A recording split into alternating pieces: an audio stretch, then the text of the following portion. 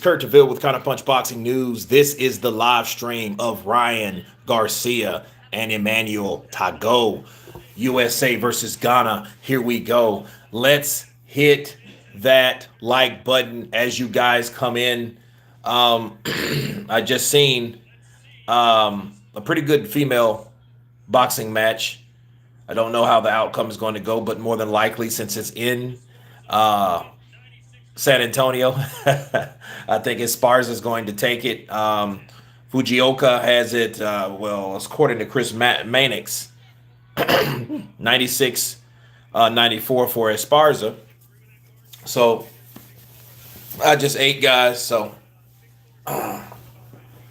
just came back from eating. I would have started earlier, but you know, the zone with their notorious cards. We got Jordan Benson in the place to be. My guy, Psycho Crusher, what's up, brother?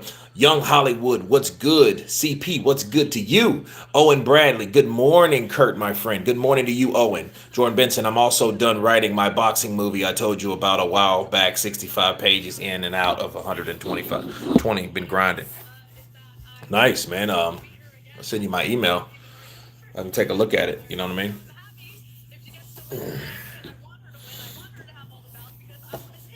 We don't have enough boxing movies. I don't give a shit. You know, you probably have a good boxing movie every 4 to 5 years. Tony Thompson, salute to you, brother. Leroy Smith in the place to be. Let's hit that like button. Let's get those guys. Let's get those likes. Oh, you almost finished? Okay. Nice, nice. Leroy Smith, what's up? Counterpunch to you. Yeah, man, I arrived in Oklahoma, man. I've been kind of napping most of the day. Just laying low, you know, doing videos as I go, trying to put content out for you guys, trying to report the new news in boxing. Let's hit that like button. We got 23 people in here. Let's hit the like button. Let's get 24 likes. For those who have hit that like button, thank you. Fujiaka, she says if she doesn't win, she's going to retire. So let's see. Fondura fight. No.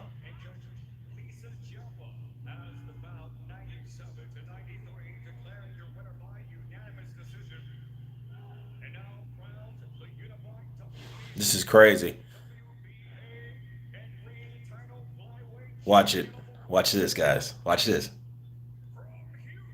Yep. What did I tell you? From Houston. See, the thing is, I already knew that they were going to favor the Mexican fighter. You're in San Antonio. That's not going to work. You know what I mean? I already knew that shit. And you could tell, like, they both fought their heart out. Fujiaka, you know what I mean? You know, but you could see how wide those scorecards were. So I already had knew when they said unanimous. Oh yeah, they got it. Homegirl got it. You know what I mean? San Antonio to Houston is nowhere. That's like next door. You know what I mean? Hit the like button like Ortiz hit Martin. Tony Thompson, I know, right? He knocked the shit out of him. Glad you're covering the Ryan Garcia fight because I'm watching the Fondura fight. Yeah, I mean, I'm not really interested, dude. Not really interested. Fondura is like 6'3" and weighs like a buck 05. Nah, I'm not interested. I mean, he's in there with it is not Goucher, it's Lubin, right? Eric Lubin. You know Eric Lubin, you know, that should be a pretty good fight. You know, it depends. I hope he knocks out Fondura because he fights like a retard. And I mean that in the nicest way possible. But no, seriously, he fights like a retard. He's like 6'3", 6'4", and he fights like he's fucking 5'2". It's stupid. You know what I mean? Because it's like, why would you, you know, anybody that tall should be fighting like Thomas Hearn. Thomas Hearn could thump. You know what I mean? He had a jab. He had angles. He had combinations. He had power. I get it. But then he didn't fight like a retard. You know what I mean? This dude fights like he's this tall, but he's actually like this tall. You know what I mean? So he's a lanky phenomenon, ready to happen. He's 6'6". Yeah, I mean, he's like Anthony Joshua's height, and he fights like he's fucking Marco Antonio Barrera. It's so retarded. It's the dumbest shit ever. He doesn't use his height to fight. He likes to fight inside. Yeah, he has the little man syndrome. I mean, I can relate. I used to be like that. But that's stupid. You know what I mean? You're waiting to get knocked out. You're waiting to get knocked out. So I mean, yeah, if I see he gets knocked out, sure I'm gonna cover it because I want to see the knockout. But I'm not gonna cover the fight. No, no, I'm gonna cover the DAZN fight, which I pay the subscription for, as long as it's a subscription based.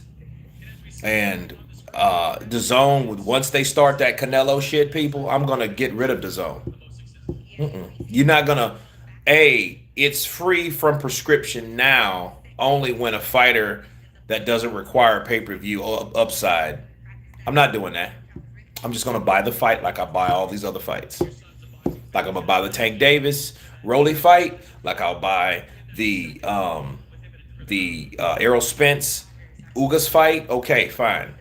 But don't say the shit's better than pay-per-view and you're gonna go back to pay-per-view. You're being a fucking hypocrite. DAZN. So there you go. Phenomenon.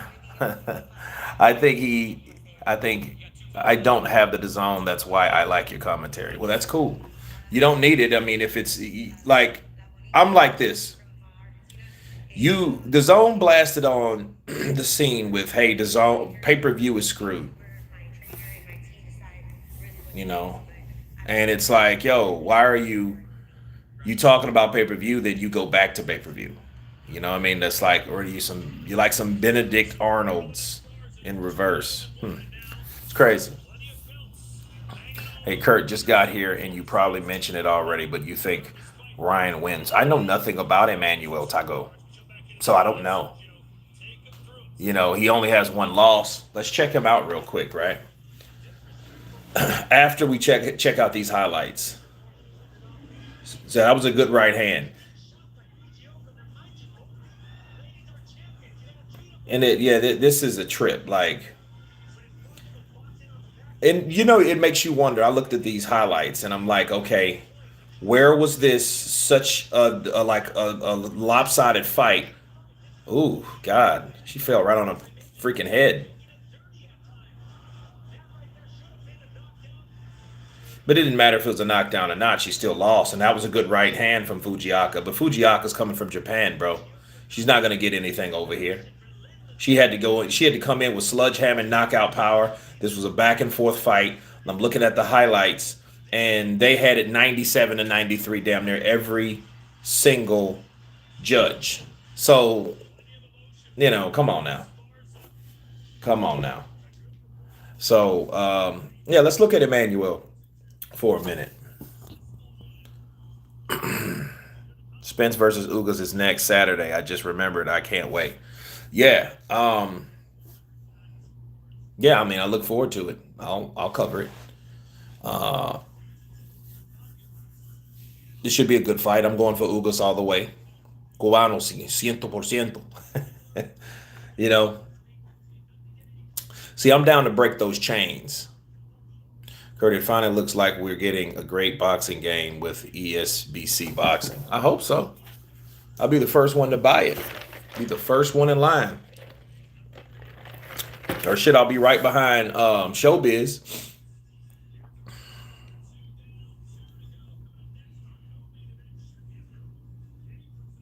Gabe Rosado and Shane Moses Jr. Yeah, I wanted to see that, so I came at the right time. So we get to cover that.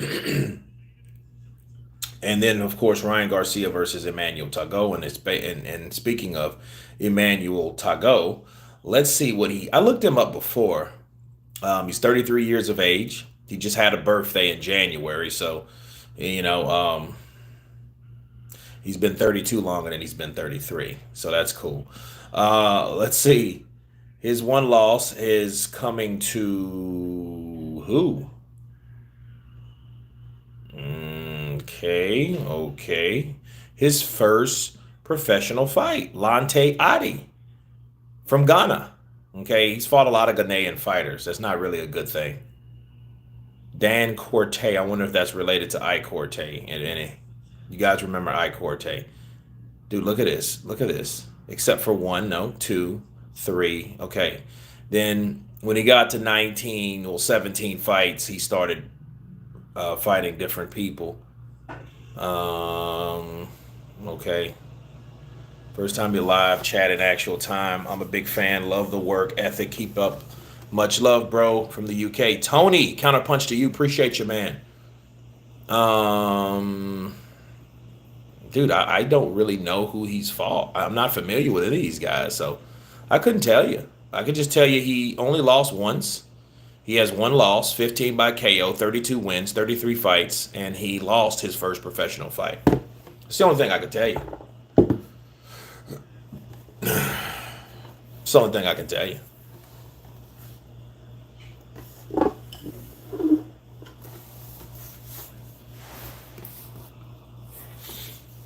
He trains with George Kambosos. Well, Alumidi, that's a good sign. Tagoe, I just hope, I hope this is Ryan Garcia's version of I Corte. Because I Corte was a mother sucker to Oscar De La Hoya.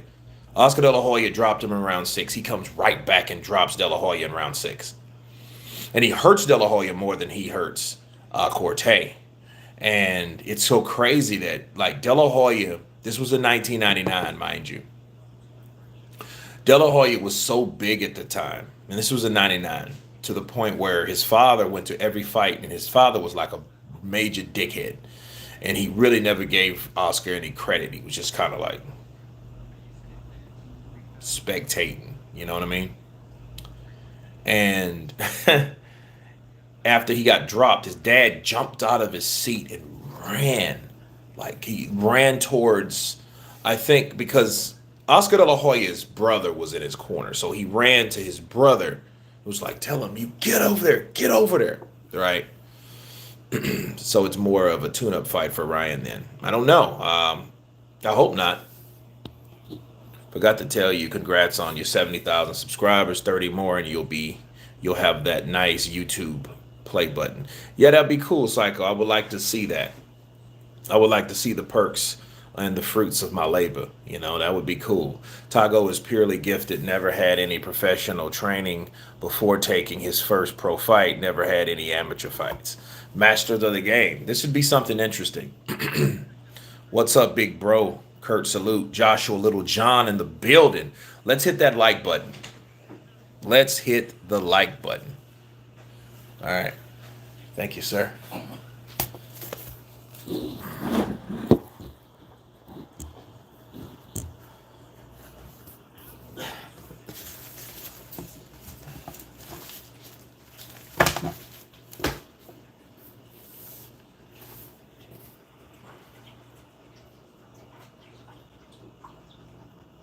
That's crazy. Never had any amateur fights. It's crazy.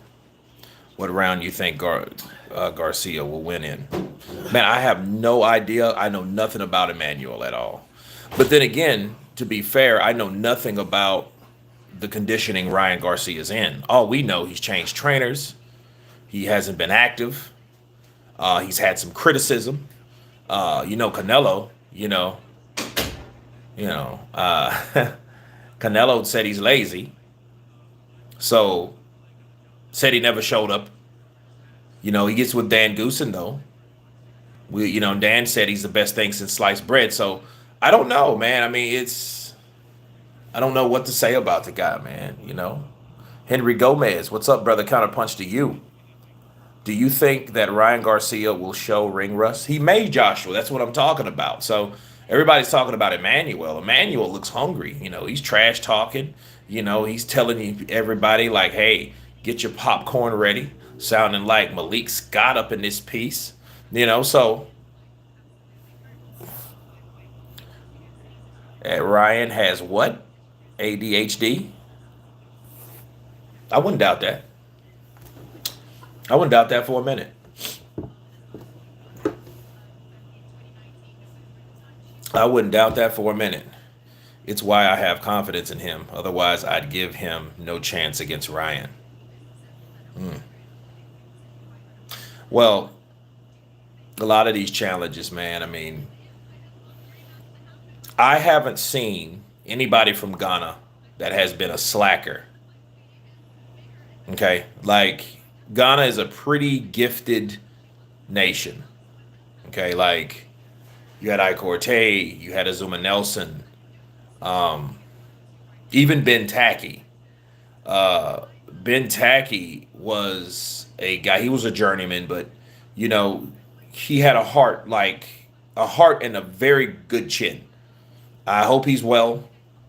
But you know, he had probably one of the most reckless styles that I've ever seen from a Ghanaian fighter, because a lot of the Ghanaian fighters they adapt the European style, which they kind of stand stationary. You know what I mean? You know, Ike Corte was probably him and Azuma Nelson were probably the best. Okay, and but besides that, it's like Ghana has some pretty good champions that come out of Ghana. Jim Brown in this piece. Counterpunch to you, Jim. I think the inactivity will be to his deterrent, and I see an upset for Ryan. Hey, if it happens, it happens. And you know what? People are going to cry, and they are going to go, ay, ay, ay. You know why? Bars. Because they should have had those fights when they, people are so greedy in the sport of boxing these days to the point where they think if they hold on to a fighter and they haven't begun that other fighter, they think this fight is going to blossom. But if you fight the best at the right times, you're going to be victorious. It's so crazy. We had 80 people in here now. I mean, 90. Now we got 80. You know what I mean? Like 10 people said, fuck it. Crazy. If Ryan loses, I hope he doesn't use a made up mental condition as his excuse or changing trainers. Psycho Crusher, nah. But if he uses it, understand it's going to be just an excuse. He just got his ass whooped by a person that was more determined and more prepared. You're so on point. Azuma and Okorte have been the best. Tagoe must be the next in line. Let's hope so. Hell, let's hope we see another Ike Corte today. You know what I mean? And even if it is an Ike Corte versus De La Hoya, we all know that fight could have went either way. You know what I mean? I think the Fondum should hold off on Triple G versus Canelo 3, because Canelo is going to have to activate a rematch against Bivol after May 5th. He may. We don't know. Shit, you look, a fighter can keep going up. We can say this about Canelo, he's good, but is he Roy Jones? And if he doesn't beat Bivol, he's just not on the level of Roy Jones. Because Roy Jones was not Floyd. Not Floyd. Floyd didn't do that. Because he's not big enough, to be fair. Floyd's not that big, so neither was Pacquiao. But Pacquiao was smaller. So was Floyd. But Canelo has the opportunity because he has the size under him. So if he's not able to beat the Bivols, the better beeves, of the world, he's not Roy. He just wasn't Roy. He was good. He was very good. He done things that Roy done, but he wasn't that type of. He just wasn't as good as Roy Jones and those guys. And Floyd beat him. So it's crazy, and it is what it is. Will he go down as one of the best Mexican fighters? Sure he will. But if he gets stopped by Bivol, it's going to stop his progress. So what they will do then is okay, let's look back south. Let's see what's going on back south, because obviously these dudes are too big. And if he loses to Bivol, then Bivol can go on and fight Better Beef, and Better Beef and Bivol can have this big, huge fight. But then he will be, that weight class itself will be respected in his own right, because then they'll know this guy that's been pound for pound probably the best in the world couldn't even beat this dude. So stay the hell away from us big guys. So they will have their own territorial respect. And it'll stop people from trying to bring their ass up there. So that would stop David Benavidez. It would stop Caleb Plant. It would stop Billy Joe. It would stop guys like Jamal Charlo. It will stop, It will stop a lot of that from happening. Okay, because Canelo loses. And in what it is, I don't see a lot of pioneers these days. I don't see those. And what I mean by that, you had people that wanted to take on the best. Let's get those likes up. But we had people that wanted to take on the best back in the day and wanted to challenge themselves. Felix Trinidad. He tried, but he couldn't beat Roy. He could never beat Roy. Roy was a different type of fighter. He's not going to beat Roy with those left hooks. He wasn't going to beat Roy like that. He just wasn't fast enough. His timing wasn't. You have to have timing with speed. And Roy was bigger, faster, stronger than Felix Trinidad. So that wasn't going to happen, but he tried. So there's not enough people that try these days. They just kind of sit in line and wait for their promoters to get them the opportunity to fight certain fighters. Meanwhile, they take shit fights. That's why boxing is going. That's why UFC is getting so hype and crunk, because the fights that you want to see, more than likely, you're going to get them. 8 to 9 times out of 10, you're going to get the UFC fight that you really want to watch.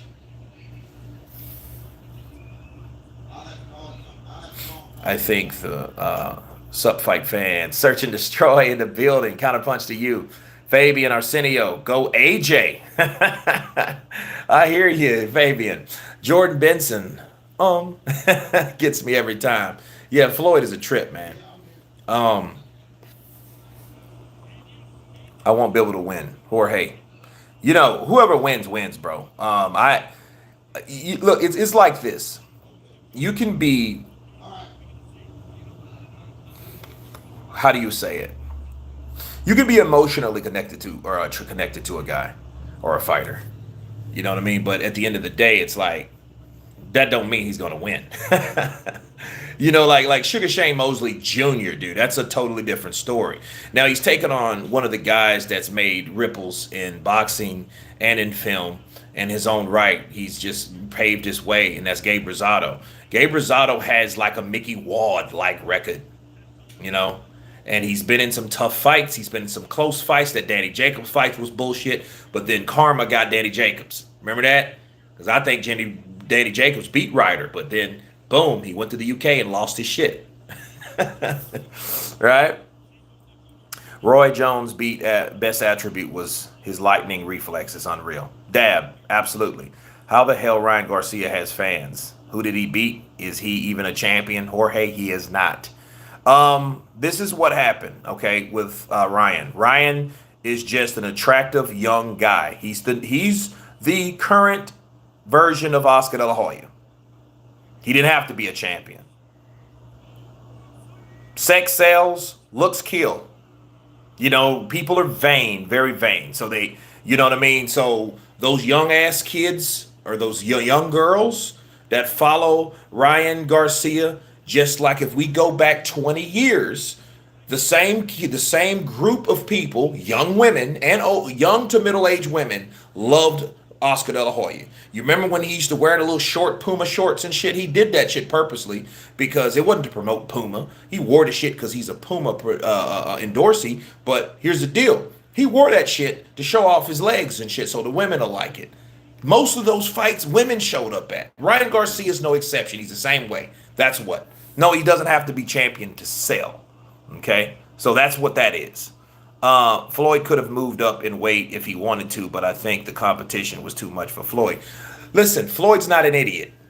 Okay, he is not an idiot, Mario. He's not going to go in there and fight someone that may make him, for one, look bad, and for two, lose. And those are interchangeable, because if he looks bad, like he kind of did in the first Maidana fight, that's a challenge. And that's not what Floyd wants. He doesn't want that image to project. That's why you didn't see him fight Winky Wright. That's why you didn't see him fight guys like Erislandy Lara, because those guys he won't look good fighting those guys. Floyd needs to look good with that Philly style, and he needs to look flashy, and he needs to look important, and he needs to look like his reflexes are on point, and so he needs what? A sloppy guy to make his reflexes look that much significant. They need to pop. Fighting those guys like that, not only will they pop, he might lose. So going up in weight, and he has the brittle hands, he's not going to risk his hands trying to knock the shit out of these bigger dudes that are a lot bigger than him, that he's not going to do that. Which was kind of smart, because he did have a handicap. His hands were brittle as shit. He can punch only when he wanted to. When he was younger, he was throwing a lot more punches, but his hands were not as damaged. As he got older, his hands were damaged. He didn't take a loss, but his hands were losing. Okay? So no, he wasn't going to risk that knowing what was against him. So Floyd was like, no, I'm not gonna do that. My hands are brittle. I ain't gonna be hitting Triple G. Guys like David LeFew, whatever his name is, I'm not gonna do that. I'm gonna stay here with my fighters. It took me years to get here.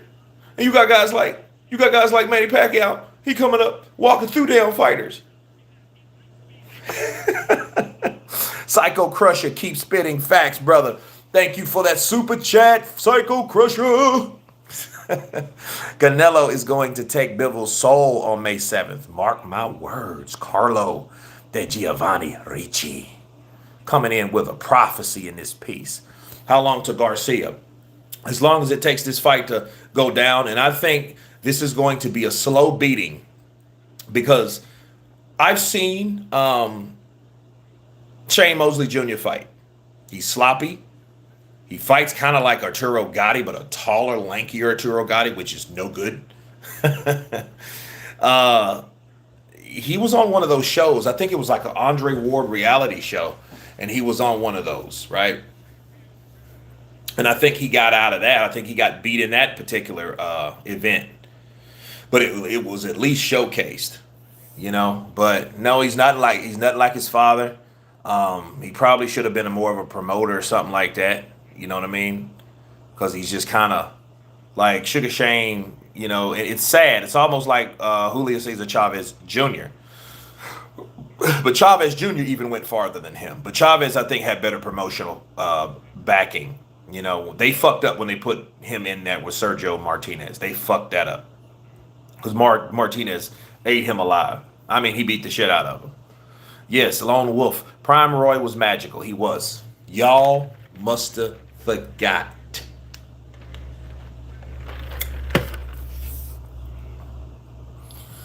Am's neck. Or Nietzsche. What's up, Counterbox? What's up, brother? I also hope Bivens wins. I don't see it happening, but it would be awesome. Or, hey, it would. But, you know, I don't. You know, if Canelo beats him, more credit to him, man. You know what I mean? Ryan is a good prospect. He is. You know, it's just I think he's bigger than he really should be based on the things that he's done, which is nothing. The best fighter that he fought was a guy which is a golden Olympian, you know, and that's Luke Campbell. Luke Campbell, you know, that's his claim to fame. That's like his Luis Ortiz for Deontay Wilder right there. Come on, De La Hota was an awesome boxer since the amateurs. Yeah, he was. But I'm just saying, he has that backing, but he hasn't deserved those fights. De La Hoya fought guys like Miguel Angel Gonzalez and Julio Cesar Chavez 1 and 2, Pernell Whitaker, and he did all that shit in the 90s. Ryan ain't did shit. He ain't did nothing. Vibe, they fight right after this fight. This is the co-main event. Master of the voice of my king. Okay, Floyd is making another exhibition scene that today. Yeah, I got a video to do on Floyd. I'll do it in the morning before this wedding I got to go to. So I'll probably be out of commission tomorrow. So after the fight studies on this and the other fight with Fondora, hopefully he loses because he fights like a moron. I'll do that and then I'll come back maybe tomorrow night with some more footage and some more videos. But Gabe Rosado and Shane Mosley Jr., this should be a pretty interesting fight.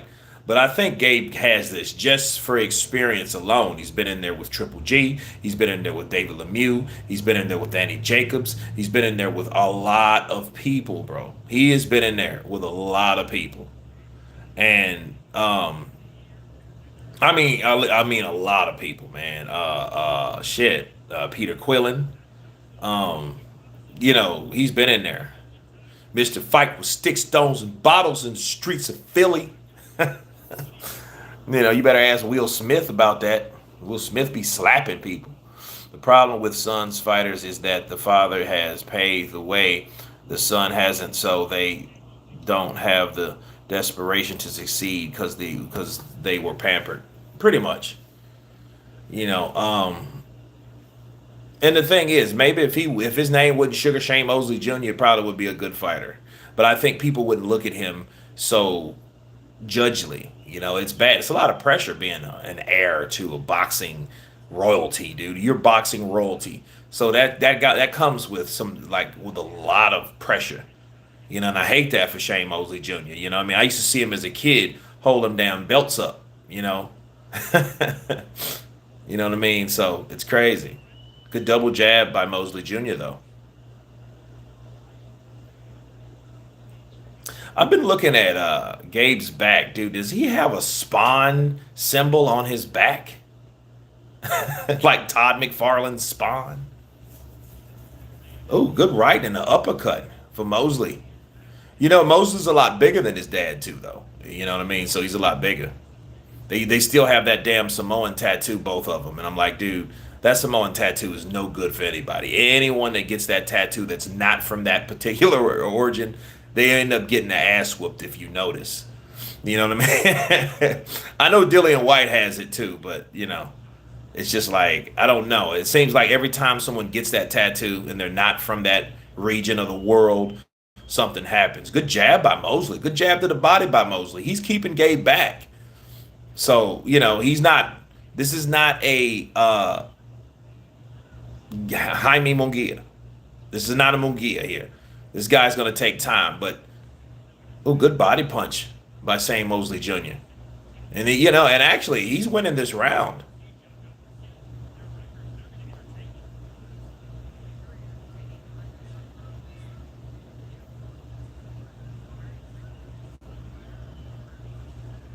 Good defense by Shane Mosley Jr. though. Samoan tattoos are bad luck. Jorge, I think they are, man, because every fucking body that gets one. Like, look at Dillian White. He got one, and what happened to him? He got knocked the fuck out by Alexander Povetkin. Knocked him out. You know? Yeah, it's the first round right now. But, like, yeah, Gabe is getting schooled right now.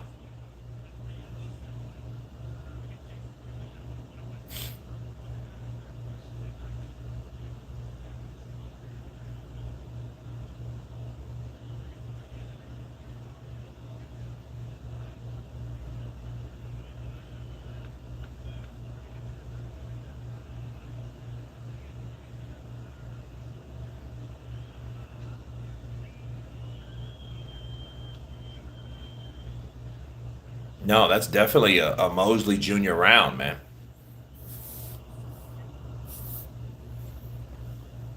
I think this is at 168, I want to say. You know, it's either 160, 168. It looked like some 168 pounders. You know, whose fighters on ESPN? No, I have no idea.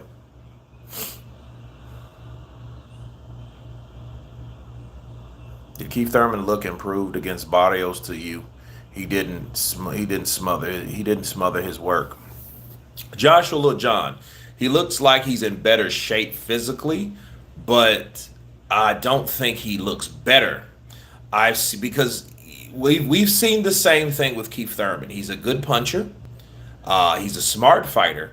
He's a tough fighter, but he has a soft center. And we've seen that. When Barrios went to his body, he hurt that man bad. That's why anybody like Errol Spence, Terrence Crawford, it won't be good for him. But I mean, you got see, Keith Thurman's been hurt again and again and again by guys like Colazo hurt him, right? Josecito Lopez hurt him. Sean Porter hurt him. I mean, these guys have hurt him to the body. Manny Pacquiao did the same thing. He almost went to the canvas, spit out his mouthpiece and all that shit. Now, Mario Barrios, a guy coming up from 140, a taller guy, but a guy coming up from 140 hit him in the belly. Oh, he crouches up. He reminds me of Van Damme from Lionheart. You know, I was a big Van Damme fan. I still am. You know, and in that movie, if you know what I'm talking about, Van Damme, you know, he can't take body shots, but Van Damme, like he was in street fights and shit. and he hurt his ribs. So, but it was like accumulation from fights, and he ended up breaking a rib real bad, and so he had to cover that rib so nobody would hit him. You know, I agree. Conor Ben is good enough, good up and coming. He's putting in work, and you could see him retiring a few. If I'm honest, don't sleep on him. He's hungry. Bloodsport was my favorite movie from him. Bloodsport's everybody's favorite movie from Van Damme. That was like his come out movie. You know what I mean? For people to know who he was, and that was a movie that almost didn't even come out. It's crazy to see that. I think that was a headbutt from Mosley Jr. though.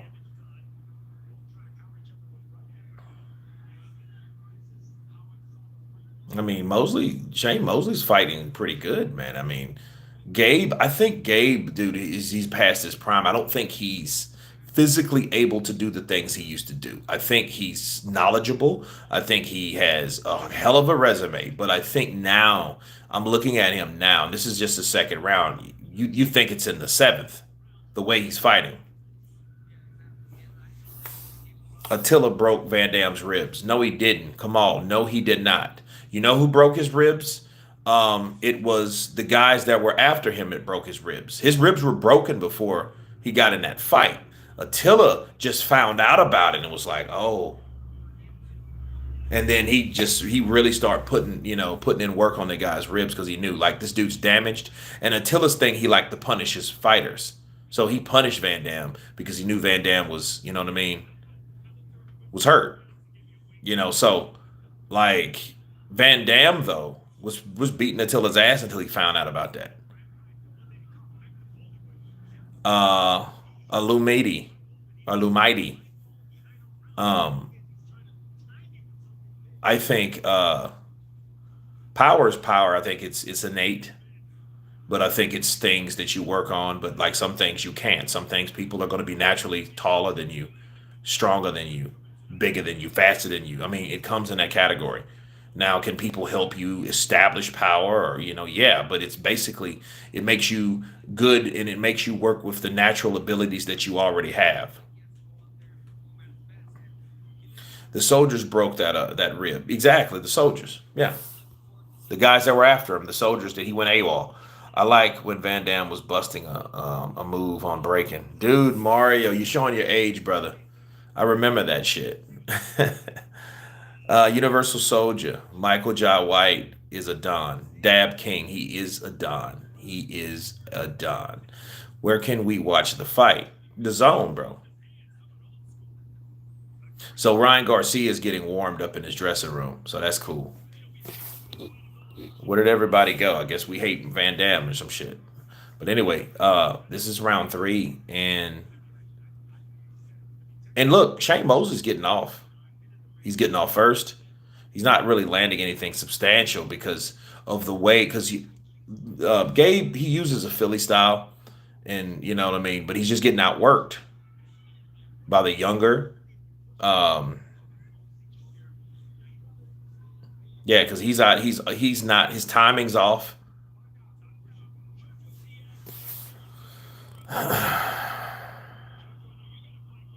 That's a cyst on his forehead. I don't know who's training. That's a good question. I don't know who's training Mosley Jr. Good jab by Mosley Jr. though. Ooh, good right to the body by Mosley Jr. I think that was a low blow by Gabe Rosado though. Yeah, that was a low blow. The ref just warned him. You know what I mean? So, hey, oh, good right left uppercut by Mosley Jr. I mean, again, he fights nothing like his father. He's slower. He's bigger. You know, I guess it's getting late, so I guess everybody, across the pond's dropping off. Rosado has bad cuts. Exactly. Mosley should be utilizing his jab to open it up. He's been using his jab pretty much. Now he's giving Gabe more opportunities um, because he's aborting his jab though. He's aborting this jab. Oh, good jab though. As I say that, he comes right up the middle with it. Now, if he can stop Gabe Rosado, that would be classic. Because Gabe is getting beat. He's getting beat to the punch. Um, Takes a few rounds to get going. Yeah, he does, and this is round three. He shows that he has heart, and that's one thing that lets me know that he's from Philly. Uh, um, good left upper, good left hook from Mosley. Looking forward to the Fondora versus Lubin. That's going to be a decent on Showtime. Is that on pay per view or is that on Showtime? Because if it's on Showtime, I could watch that right here because they have Showtime here. But if it's pay per view, I'm like, dude, that's stupid. You're gonna put a kid on pay per view. Is it on pay per view?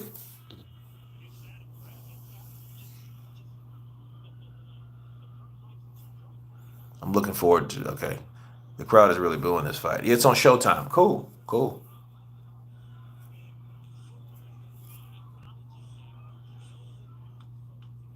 Good jab by Rosado. Rosado needs to get in there. He's getting jabbed to death, man. Because see, here's the thing. Oh, good overhand right by Shane Mosley. But that jab is bothering Gabe, and if he starts getting cut by that jab, it's going to be the beginning of the end for Gabe Rosado. Gabe Rosado is like Arturo Gatti. They have thin skin. Gabe Rosado, Arturo Gatti, Vladimir Klitschko, Vitaly Klitschko, Triple G. Those guys all have thin, thin skin. Tough as shit, but the skin, not so much. It's regular, good, good, good. Because I'm like, I miss, like, come on, man. Give us something that we can watch. I agree. Gabe needs to slow Mosley down, focus on the body. He does. Watch this jab right up the middle. Bow! I mean, he didn't even look. That's the kind of jab you want to jab because, see, he jabbed upward. And that's to keep your face upward, to keep you off focus of what you're trying to do. And Gabe did nothing. He took that jab and he was like, what the fuck? He had to regroup because he was out of position to do anything with Mosley Jr. Oh, good hook by Gabe. Gabe just kind of came in and snuck a left hook in there. It's more like a check left hook. And this is round 4 of 10. Oh, good right from Gabe.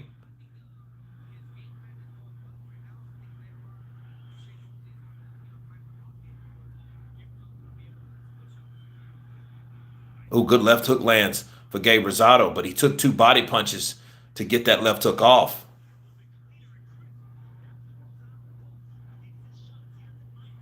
Now, look, Mosley remembered his jab. See, now he could beat Gabe with the jab because he's beat him the first 3 rounds with the jab alone. With the jab alone. That's good. The Charlo fight will be regular showtime. I mean, we need something. If they start putting that shit on pay per view, they're gonna fuck up because there are going to be a lot of people that won't buy the pay per view because we don't know who they are. You have to showcase them on something that's presentable, something that people are easier to see. Then, therefore, build the fight up, then put them on pay per view. But a lot of times, if you just keep throwing people we never heard of on pay per view, you set yourself up for failure.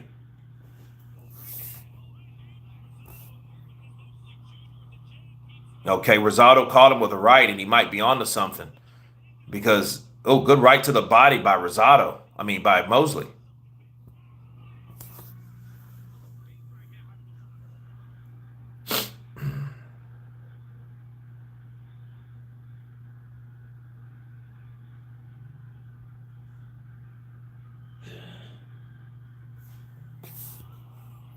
Better jab, Kovalev versus Triple G versus Bivol.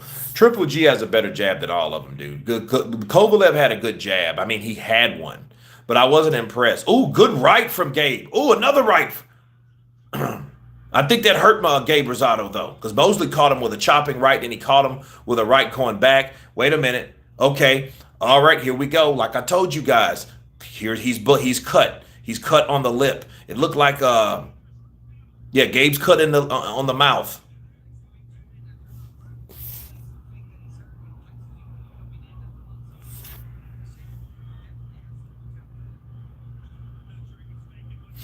Yeah, he didn't want none award. He knew that. He knew better than that. Oh, good right to the body by Gabe Rosado.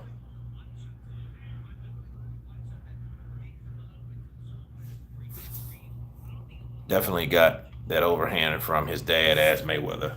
Yeah, I know, right? He caught Mayweather with it, but he never caught his ass with it again. A lot of people thought that shit was rigged. Like, how can you not catch Floyd with another right hand and you did that so easily in the second round? Like, is Floyd that good with adjustments, or was this shit set up for it to look that way?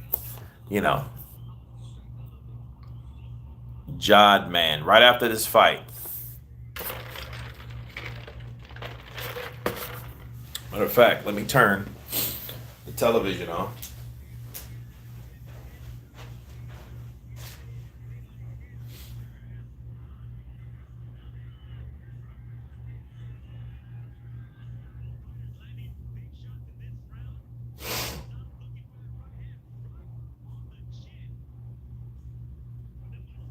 Okay, television guy.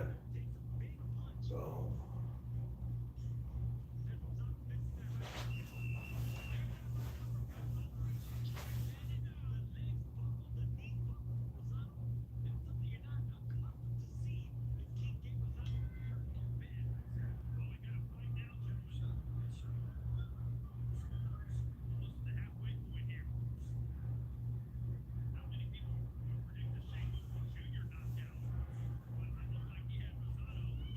okay.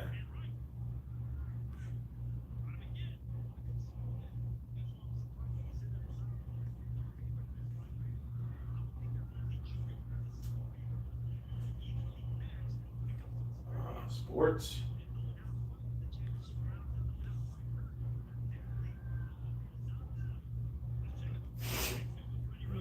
Okay.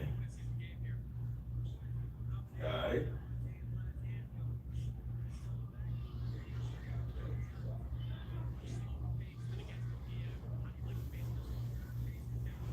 I see boxing. Cool. There's boxing. All right. Okay, so I'm watching Showtime Boxing and I'm watching The Zone all at the same time. Two different screens, two different lines. Kurt, who do you think would win against Jarrell Miller or Butterbean? Jarrell Miller got it. Definitely got that. Yeah. Kurt, do you think that if Tank Davis leaves Floyd, he should fight Richard Comey? And would you have give him credit for Comey? Yeah, I mean, I give him credit for anybody that's actually fought everyone else. It's just I think it would be a pride thing. Like, would Tank Davis want to fight Comey because Teofimo Lopez beat Comey the way he beat Comey? See, and I think it's a problem with these fighters with pride. These guys are so damn proud they don't even want to fight the guy that gave the other guy that they're supposed to be their rival problems because they're so afraid of fighting people's leftovers. They're so afraid of the performances. Why do you think Devin Haney is in the situation he's at? He's in the situation that he was in of getting good competition and good fights because he didn't pull off the performance that he should have pulled off against guys like Yoriokis Gamboa. Yoriokis is like the guy that he's supposed to mop the floor with. Why? Because Tank Davis, he fought him. He's supposed to did a better job with him. Mosley's doing real good. He's beating Gabe Rosado, man. Ooh, good right from Mosley Jr. That looked like his dad. He kind of throws it overhand. Another overhand right. And Gabe has no answer for it. That's crazy.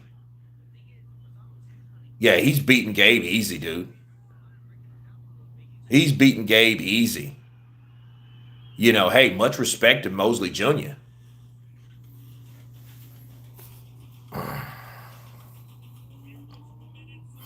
Tank is leaving Floyd because Floyd took his Canelo gloves away and he broke his knuckles. No, I mean, he should want to leave Floyd because Floyd ain't trying to give him the fights. Him or Leonard ain't trying to do that. And let's be real. I don't even think they're trying to do that to the point where I don't think they're trying to spend any money. See, it's easy to keep fights in house and it's easy to keep your budget private if you know you don't have to deal with other people. Because at other points, we all know Leonard Ellerby said himself, like, look, We're not going to give Devin Haney no $8 million. We would never do that because they don't have the money like that over there. They're not structured like that. Tank Davis gets his money from pay-per-view. That's it. That's an upside.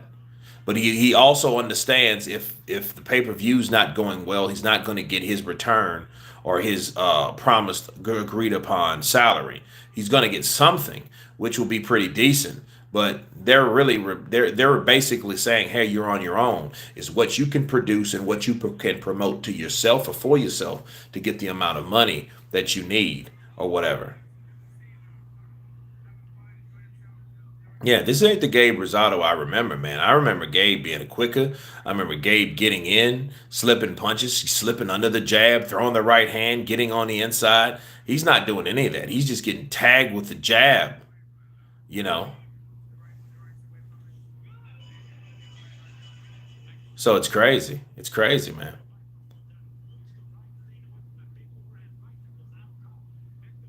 And then I think Rosado is worried about the overhand right too, because he's been clocked with that overhand right a few times. Doesn't Andrade ever ambush Munguia or Benavidez?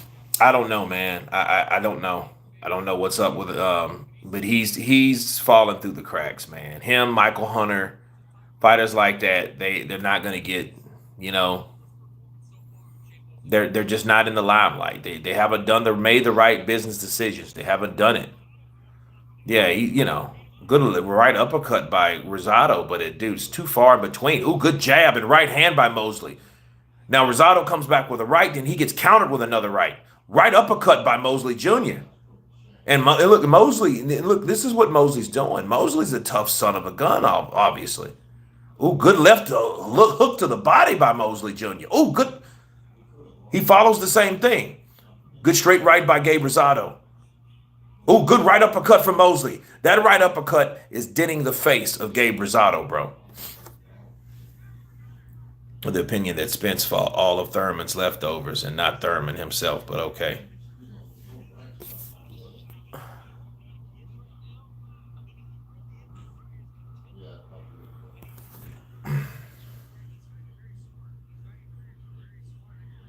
Yeah, he's worried about fighting fighters himself. But that just shows you how selfish and how self-absorbed Floyd is. Floyd wants people to look at him. And if he doesn't want it, oh, good right, an overhand right from Shane Mosley Jr. And this is round 6 of 10. And this is another fight that Gabe is losing, bro. You know what I mean? Look, Jaime Munguia just overpowered him. He just out hustled him. He just kept throwing punches and he never stopped. This is a systematic ass beating that he's taken from Mosley Jr. It's crazy. Good overhand right from Mosley. Another overhand right from Mosley. Good left hook from Gabe as he finishes. But again, not enough. See, Gabe is not showing enough because he's getting hit. And it takes the time to get back into offense mode. You know what I mean? And he's not even really throwing the punches to develop the openings. You know what I mean? Because when you get hit like that, you get rocked with a right hand. You kind of have to regroup, you know? It's sad that Floyd Mayweather is having his fake boxing match on the night of the real boxing match with Tank Davis. Yeah. Psycho, it's sad, man. I mean, he feel he needs to do that because he's trying to take the steam away. He's trying to make that fight less significant because he still wants to be important. So he look at that left hook to the body. Ooh, that hit the solar plexus. I know that hurt Gabe. Yeah, that hurt Gabe, bro. He hit Gabe right here. Dude, somebody nice. Bow! He come up, then he comes right to the solar plexus, bro. That hurt. Gabe Rosado, that hurt Gabe, man. You know, when you get hit like that, if you ever got hit like that, by somebody that knows how to punch, man, that's a hell of a punch. That puts a lot of fighters down. I thought Floyd's date was on the same as Charlo. No, it's on the same as Tank Davis, man. It's sad. Oh, good. Oh, right. Then a left uppercut lands for Mosley.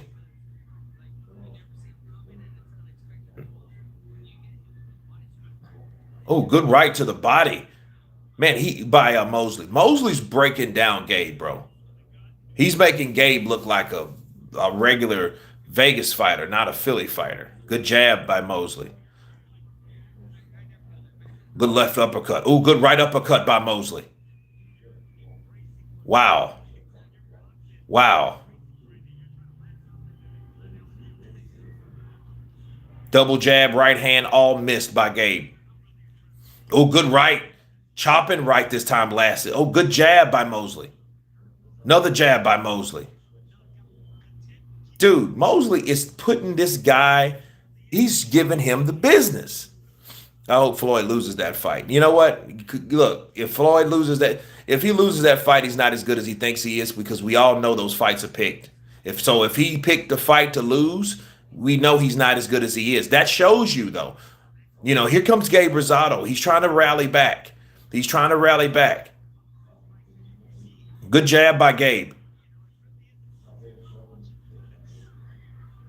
Good defense by Mosley because he's missing hooks and right hands. Good right hand elude.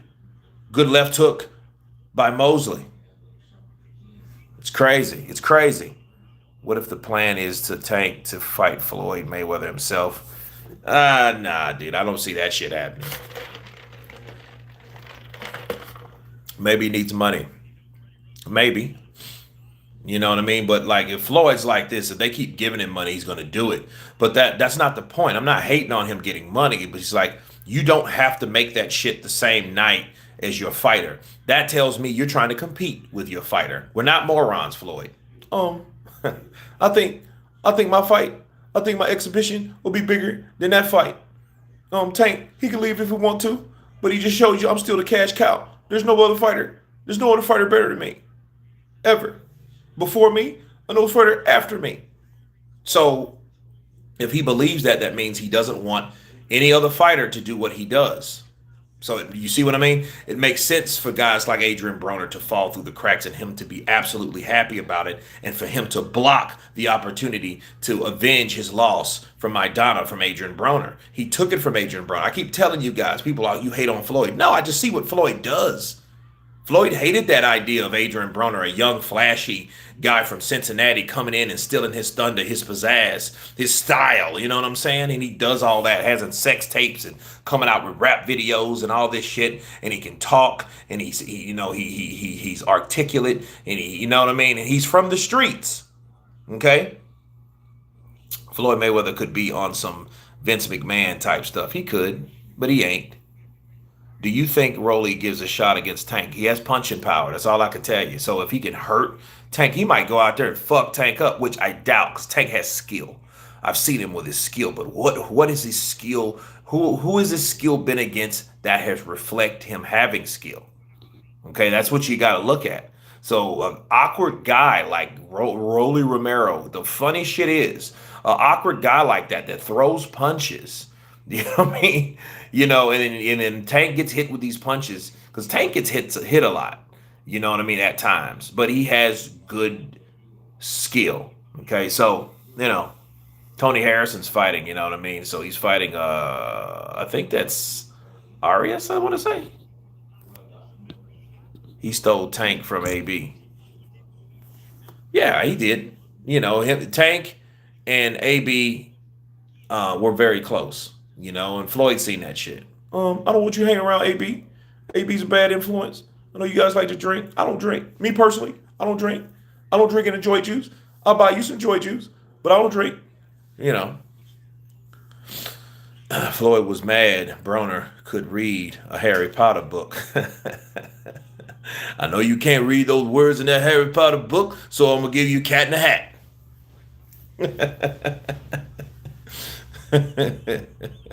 Dude, I laugh. If I want to laugh, I look that shit up with 50 Cent, dude. He was like, I got a challenge for you, Floyd. If you can read a whole single page out of a Harry Potter book, nigga, I will give you $100,000 to any organization that you see fit. It's crazy. Hey, Kurt, keep going, bro. See your number growing. We can interact as a community. Most big boxing channels only read super chats. Yeah, it's crazy. It's crazy. It's crazy. Dude, and it's round 8 or 10. And look, Gabe looks tired. So for somebody that's supposed to come on long, like later, like a locomotive, this is bad, man. This is real bad. You know, double jab from Mosley. Good right hand from Mosley. I think Mosley should take it to him. I think at some point Mosley's going to open up on Gabe and gonna fuck Gabe up and then really hurt Gabe to see. Good right from Gabe though. Gotta understand he's still from Philly. Get slapped silly. I'm still from Philly. Bars.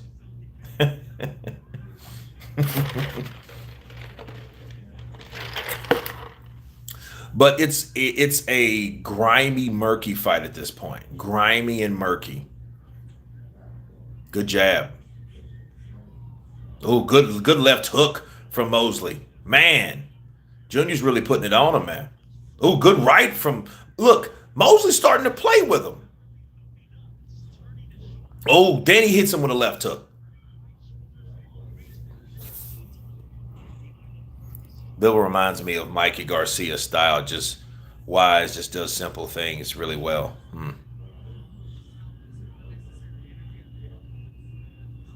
No, good jab. Moses tearing this dude apart is crazy. Because if you look at it like Gabe Rosado, like, dude, what are you doing? Oh, go good right. Oh man, look. Mosley Jr. now is starting to wind up, doing the Sugar Ray Leonard wind up, dude.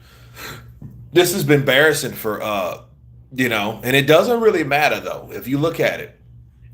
We don't know who's training Sugar Shane Mosley Jr., but we do know who's training uh my man from Philly, Gabe Rosado, and his name is Freddie Roach, right? So we knew that. We know that. But what is it doing him? 50 Cent was doing the funniest videos a few years back. I still want to test Ego's chin. Ugh. Ego. Know what to say about that guy. I was really mad at that guy once upon a time. I mean, I'm still angry at him. I mean, but I'm not as pissed as I was. Because, like people try shit. And they like what he did is what he tried to do. So, and I just wonder, like, what, you supposed to have all this for you. Like, why are you fucking with me? Like, you took your time out of your day to fuck with me. Strange. Is Ryan versus Tagoe after this fight? Yes, it is. Yes, it is. Don't forget, Mikey was 3 weight divisions. Bivol is only 1 weight champion. Well, yeah. Bring back Emmanuel Augustus. No, man, we won't have a fighter like that for a long time. Emmanuel Augustus, man. Emmanuel Augustus. He went by another name too. I know it was Emmanuel Augustus. I know it's the Drunken Master, but I forgot what else they called him. Dude, I loved when he fought Mickey Ward. Man, that was one of the best fights I ever saw. When he fought Mickey Ward, man, that was crazy. They went toe to toe, but he fought Mickey Ward in Massachusetts, bro. He fought him in Massachusetts. Hey man, I don't want to be hating on the dude or nothing because I don't really know him like that. But I do hear he buys subs, and he knows who he is. I hear he does that. I hear he buys subs, and if that's the case, it makes sense. Like, okay, well, you don't have what you think you have. You don't have the backing you think you have. Everybody that come onto this channel had nothing to do with me purchasing anything. You guys came here because you wanted to hear good commentary. You liked what you saw on this channel. You liked the hard work that I put in, even though I didn't know shit about technical shit when I first started. So I thank you guys for putting up with me and all that. But I mean, it was all in all, it was just me talking to you guys about boxing and you guys responding back from the comments, and more guys came. Good left hook by Gabe Rosado. As I say that, I don't know if that hurt Mosley or not. If he's anything like his father, he can take a punch because Mosley can take a punch. Emmanuel Augustus made Floyd look bad. He made Floyd work. And I think that was on KO Nation, HBO KO Nation, I think that was. And yeah, it was KO Nation. It was like a smaller venue. It was like hip hop vibe and ambiance and stuff like that. So it promoted that type. So, that was like the early 2000s when that came. Emmanuel Augustus was tough. Floyd, that was one of the toughest fighters. That's one of the toughest fighters I've ever been in the ring with. Emmanuel Augustus. Just watching you get excited watching these fights. That's what drew me in. Jim Brown. You got to love the fight. You got to love what you do. Hey, these guys are going toe to toe. Good left hook from Gabe. Junior comes back with a right overhand right. It's now 9 of 10.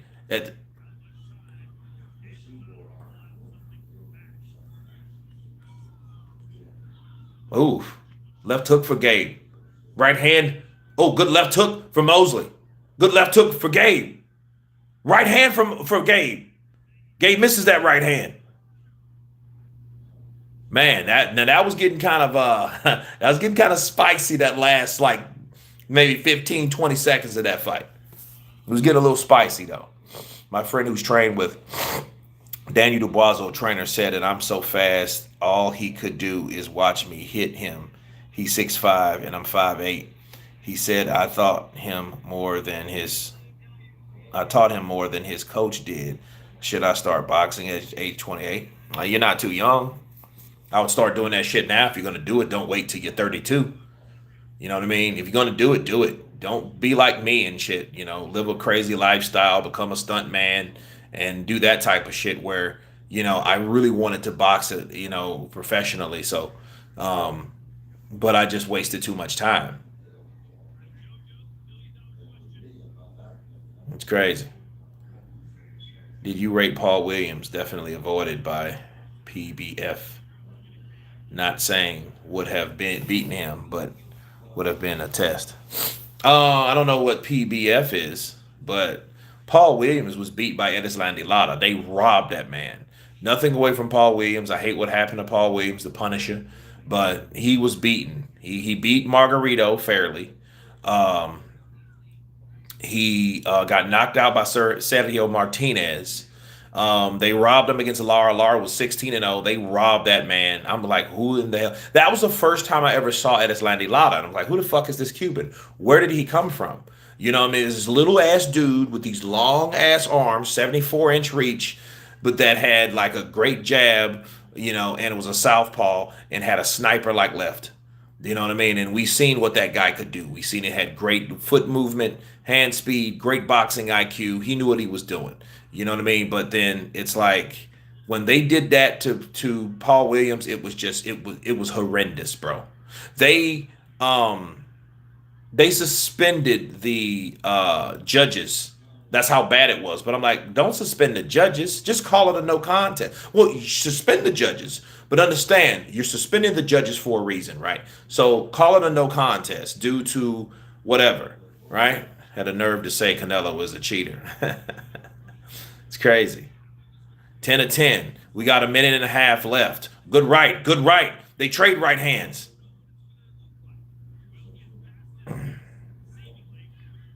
I hate people that pretend they don't want to be in a clinch, but as soon as they let go, they grab. That kills me. Gabe just did that shit. So it was like, dude, if you wanted to be open and you wanted to throw those bows, throw those bows. That's the difference between these guys of yesteryear and the guys today. They don't want to go all out. They want to hit, but then hold because they don't want to get hit flush coming from the same punch. They will hit someone and then hold. It's crazy. See, Gabe's holding because he's tired. He's holding because he's tired. How old is Gabe Rosado right now? Does anybody know how old he is? We have 46 seconds left.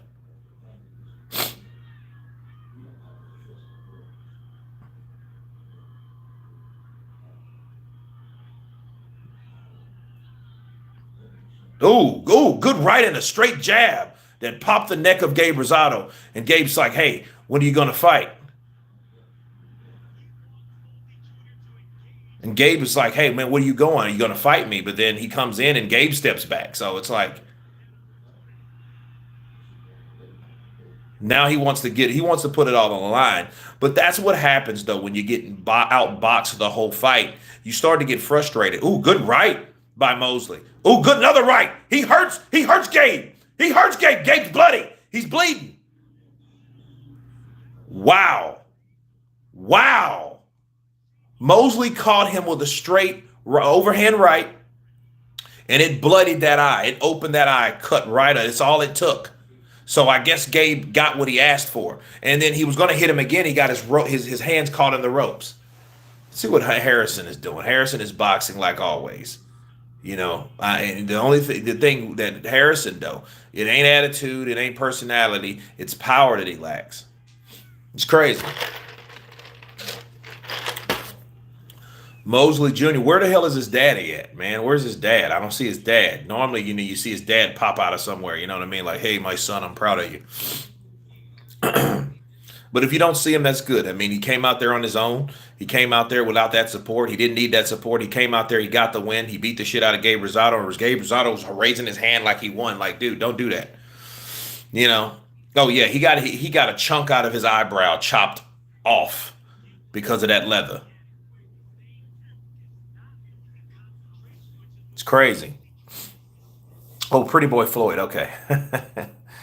Well, honestly, Floyd was going to fight Punisher Williams, and then what happened?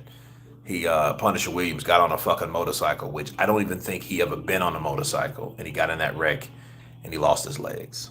That's what happened. Now Floyd, he ducked Winky Wright. He did. He didn't want to fight Winky Wright, but Paul the Punisher Williams, he was going to fight. He was actually going to fight Paul. How's man? I'm originally from Bristol, Knoll area.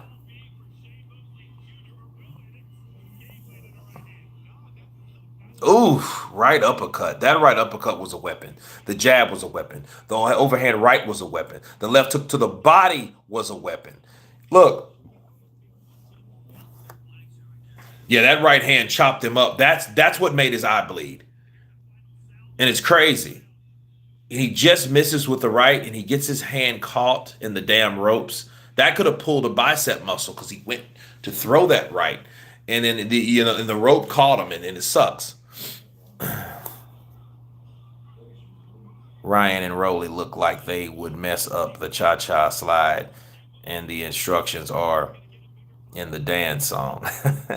Floyd ducked Thurman. Floyd did duck Thurman. He didn't want any of those guys, but that's the point. You don't want to fight nobody like Thurman because Thurman was an established pay-per-view star. It wouldn't be worth Floyd going out there and fighting somebody like Keith Thurman and getting his ass whooped because Keith was stronger, Keith was fresher, Keith was more determined, Keith was ready to tax that ass, son. He was ready to get in there. And Floyd was like, "Oh, what is his numbers?"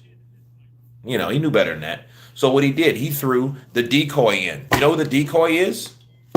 Errol Spence. Errol Spence was nothing but a decoy, bro. Errol Spence is popular because he had a great sparring session with Floyd Mayweather. Come on, man. Let's be real. Nupe 1911. Just a little support for your channel. Nupe 1911. Appreciate you, man. Appreciate you. I mean that. Thank you for the support. Gabe is 36. Yeah. He's done, son. Majority decision? What the fuck? That's it. That's it. That's it. Like, give him his props, dude. That dude, he beat Gabe's ass. If you don't think he beat Gabe's ass, get your eyes checked. Go to the optimal doctor. Go to Optimus Prime or whoever the hell you need to go to because you weren't looking at the right fight. He beat that ass. And now his record is 18-4-10. Good for him. So that's crazy. He becomes a champion. I'm proud of him. I'm proud of the kid because he was on one of those shows with Andre Ward, and it was like what was it like the shit? Was it the slugger or the baller? No, the fighter or something like that. The scarring tonight is wild. It is, dude. It is. You better not fuck me, son. The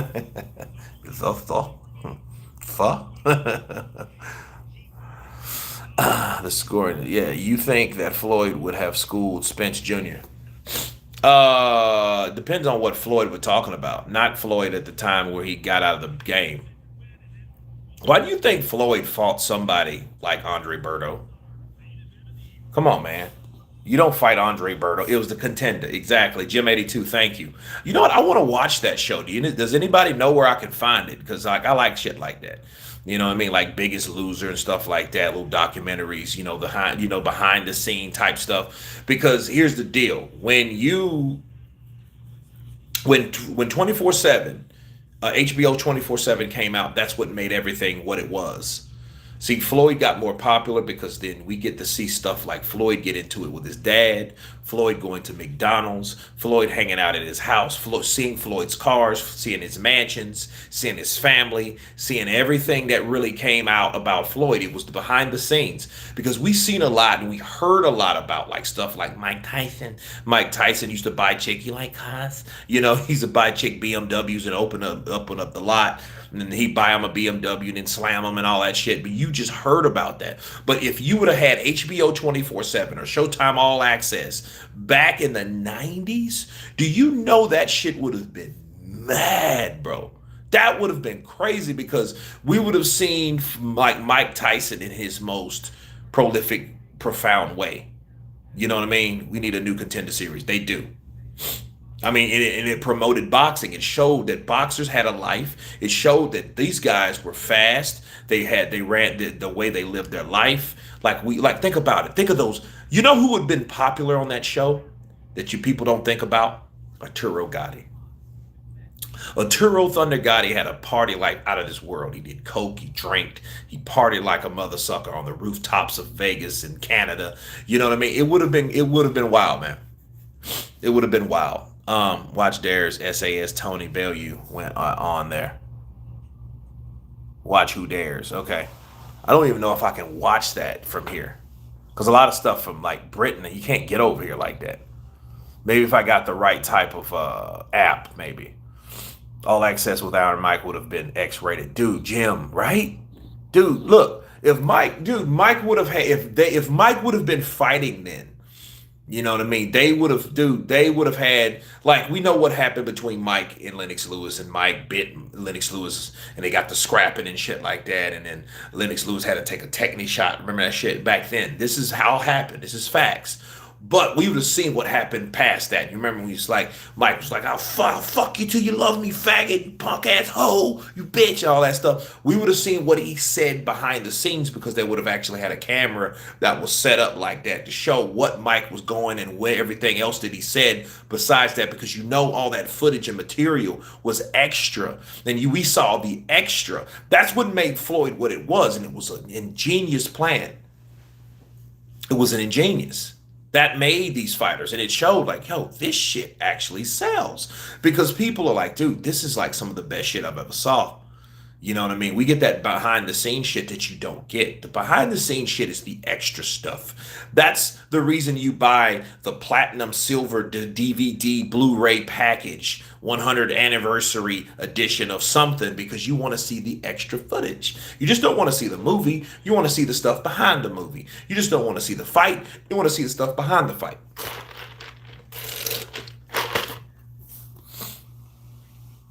Duran would have been an eye-opener. Dude, Duran would have been crazy.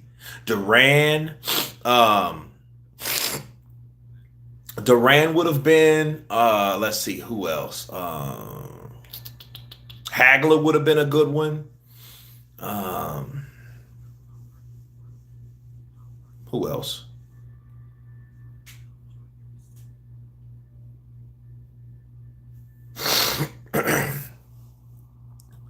Floyd's never been married, by the way. So beat his wife is not a real thing. Hi, everybody. Notice Billy Crystal's boxing jacket on the Star Wear site for sale. A few other boxing movie jackets. Nice. Ryan is next, right? Yeah, he's next. The other Contender Series would be insane. Mayorga would be a good one too, man. That shit would be massive. Hector Camacho, you would see him doing coke. Oh, it's macho time. You'd have seen him all coked out and shit, rubbing his little boy's head. You know, Camacho was a puss. I mean, he was a good boxer. Was he the best? Hell no, he wasn't the best, but he was a good boxer. It was a shame that he got killed, though. But, you know, I hated Camacho's style. When he fought anyone that had power, he would hold like a fucking bitch. Like, look, he fought Trinidad, I think, in like 95, 96, right? Richard, welcome, brother. Counterpunch Silver, hit that like button, member for 11 months. Much love to you, brother. Let's hit that like button.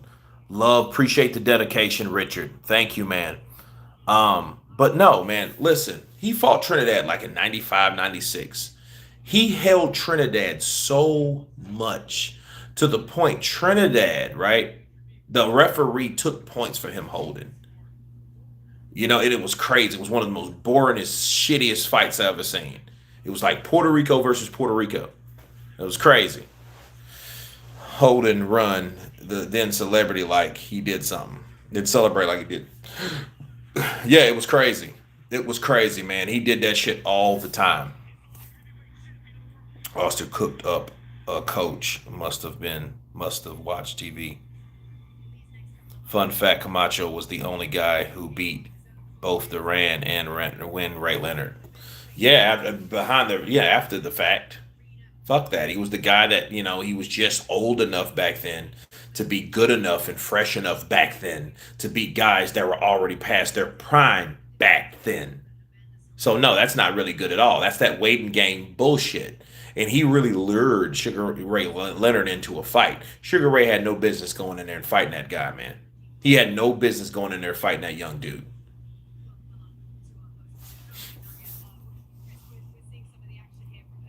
Ryan's fighting. Yeah, he's fighting right now. They're just showing the replays of Murata versus Golovkin. Golovkin looks 40, bro. He looks like he's 40 fucking years old. You know what I mean? Way past their prime, search and destroy. Absolutely. Yes, JL, he's fighting right now. But heavy-handed Golovkin. I mean that dude, Tyson partying with thugs and mobsters. That shit would have been crazy. But you know what? That probably would have been incriminating and shit too, to be real. You see Mike Tyson, bitch, come here, bitch, cameraman running. James Tony was a mean son of a bitch. Yeah, he was. He's still a mean son of a bitch. Punch drunk and all, looking like a black Santa Claus. He is still a mean, and it's bad because he still has those reflexes. It's crazy. JL, I have no idea. I don't have a pony in the show. I have no idea at all who's going to win between Ryan Garcia and Tagoe. But yeah, man, it's crazy. It's sick, man. Like all access would have been back then. Those reality shows back then, that shit would have been crazy. But something though, me thinking about it, like Mike Tyson, if Mike Tyson was on All Access, if he was on 24, because he was on HBO for a while, then he went to then he went to Showtime, kind of like what Floyd did. If Mike Tyson would have been on a reality show, the fight wouldn't have never happened. Let me tell you why. And this is weird, but it makes sense. Mike Tyson would have been doing so many drugs, smoking weed, doing coke, like he did the night before he got knocked out. He had an orgy with Bobby Brown. He had an orgy with Bobby Brown and some Japanese hookers or strippers or whatever they were.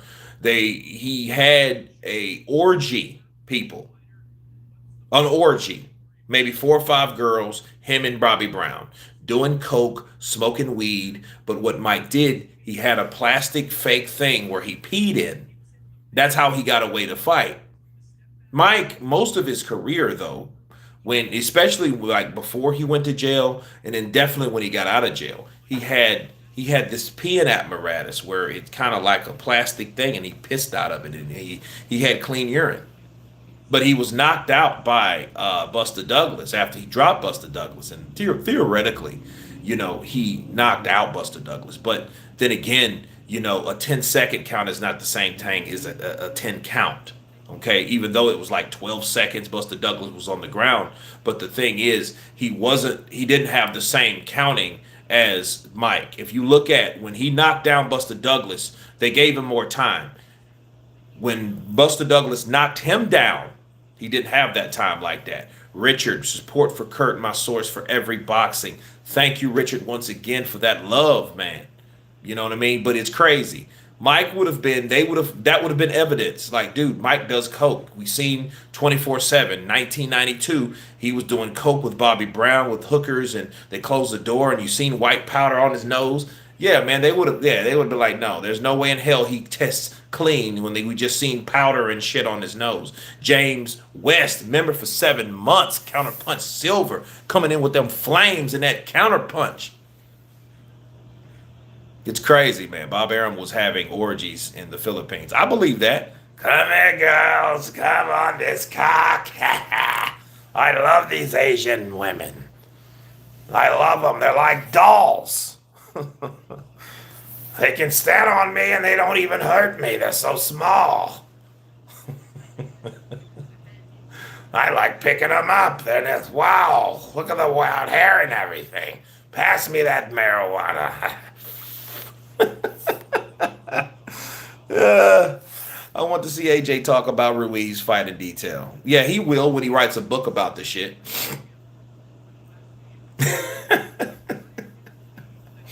I love Asian women. That's why I love Manny Pacquiao. He brought the whores.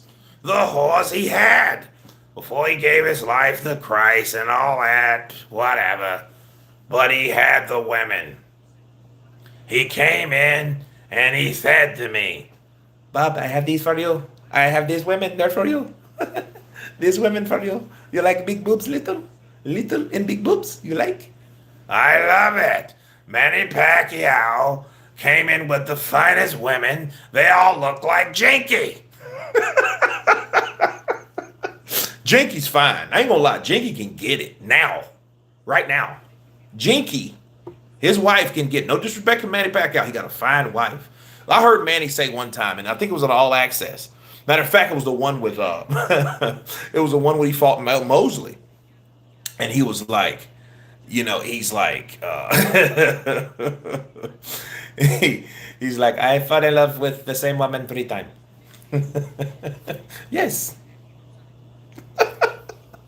James West, appreciate that love, man, with that $3 super chat in here. With that $3 sticker. I want to see AJ. Okay.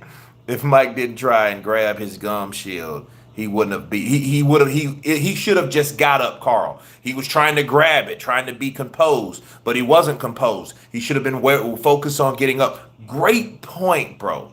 Great, Carl Williams. Great point, man. I should give you a super chat for that one, because I was thinking that every time I saw Mike trying to get up, he had the little curl, the little part and shit in his head. You know, it's crazy. You know, like, yeah, I mean, he was worried about that, and he could have got up, and it wouldn't affect him. Just like, oh no, he got the shit knocked out of him, nailed him. But you got to understand, Mike's neck was this thick. Okay, the dude's neck was this thick. Like, hitting Mike was like hitting a tree trunk, literally. Motherfucker, you know that shit AJ be doing, all that. He get that shit from Mike Tyson, bro. You know, he do that bad boy, I'm the buff man shit. You know what I mean? Like the true buff man shit. You know, I ain't doing that. Yeah, man, you gonna find me fucking Kurt.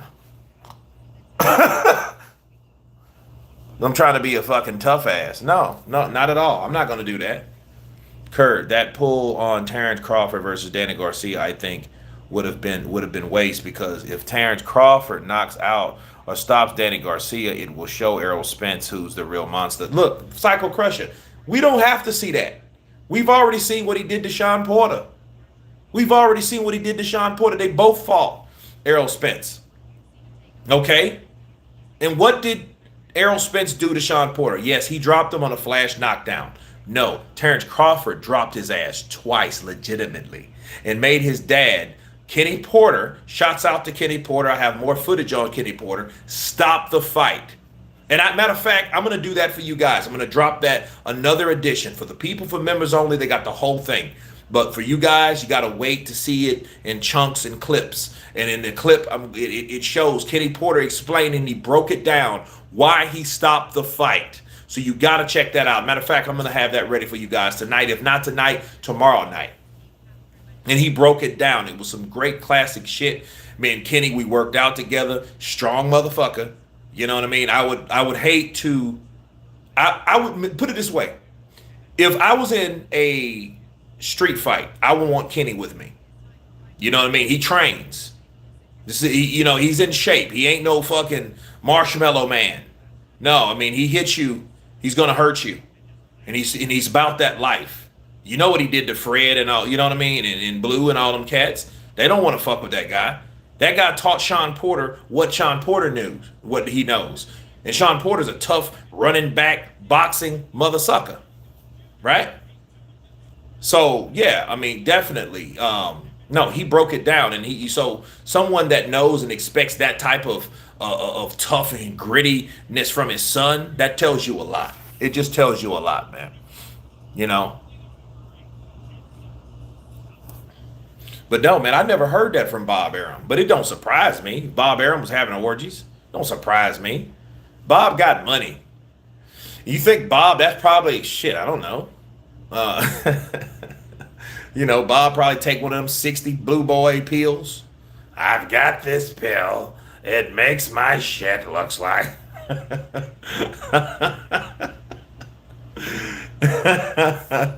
I can show anybody a good time. Facts, but that would be 2 fighters he stopped. Well, okay, but didn't matter though. See, everybody beat Danny Garcia, so I can understand it being a waste of time. But Danny Garcia's never been down and he's never been out, and I could understand the potential, but at the same time, it's like, yo, really, what is this? You know what I mean? Like, what is this? Who is this guy? How many people you need to show for an example to know this is a bad MF? Let's be real. I don't know Parja. Hashtag Mr. Big Jingles. I don't know. Or Jiggles, rather. The weed will give you a stoner boner. This weed from Thailand will have my shit rock diesel. Bob likes being bobbed. Does anyone know this Tagoe? I don't know, Tony. I do not know him. And he's coming out right now, so, we can see he's dancing and everything. He's in good spirits. He's got the Ghanaian flag. He's got the Ghanaian colors on. He's representing, you know what I mean? So we'll see. He hasn't lost a fight in, 30 fights? He lost his first fight. So we'll see. We will see what he's capable of doing, The thing about Ryan, though, you have to deal with the speed. You have to know what you're doing. Because if you don't, he can get the best of you, And Harrison, I don't know what Harrison's up to. I'm seeing him boxing, but Harrison's, who Harrison reminds me of? He reminds me of Obakar. The only difference is Obakar never won a championship.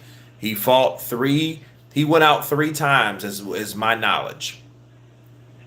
He tried to fight Trinidad. He dropped Trinidad. Trinidad came back and knocked him out. He fought Oscar De La Hoya. Fight Icorte. Icorte knocked out Obakar. He fought De La Hoya, and De La Hoya knocked him out in the 11th round. Excuse me, guys. Crawford is about that life. Yeah, he is. I'm sorry, 31 fights then if he has 32 wins.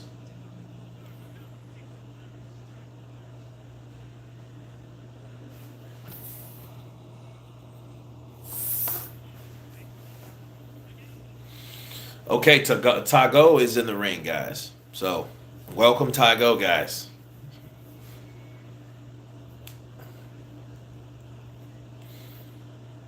And I think this is what's going to happen with this fight. Hopefully there's enough stuff goes on or something happens in this fight. I can watch both fights. But I'm watching both fights anyway, so it's all good.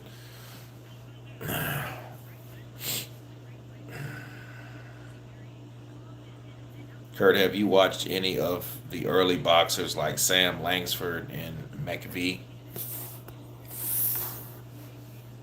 I haven't seen any fights personally, no, because unfortunately they did the footage that they had.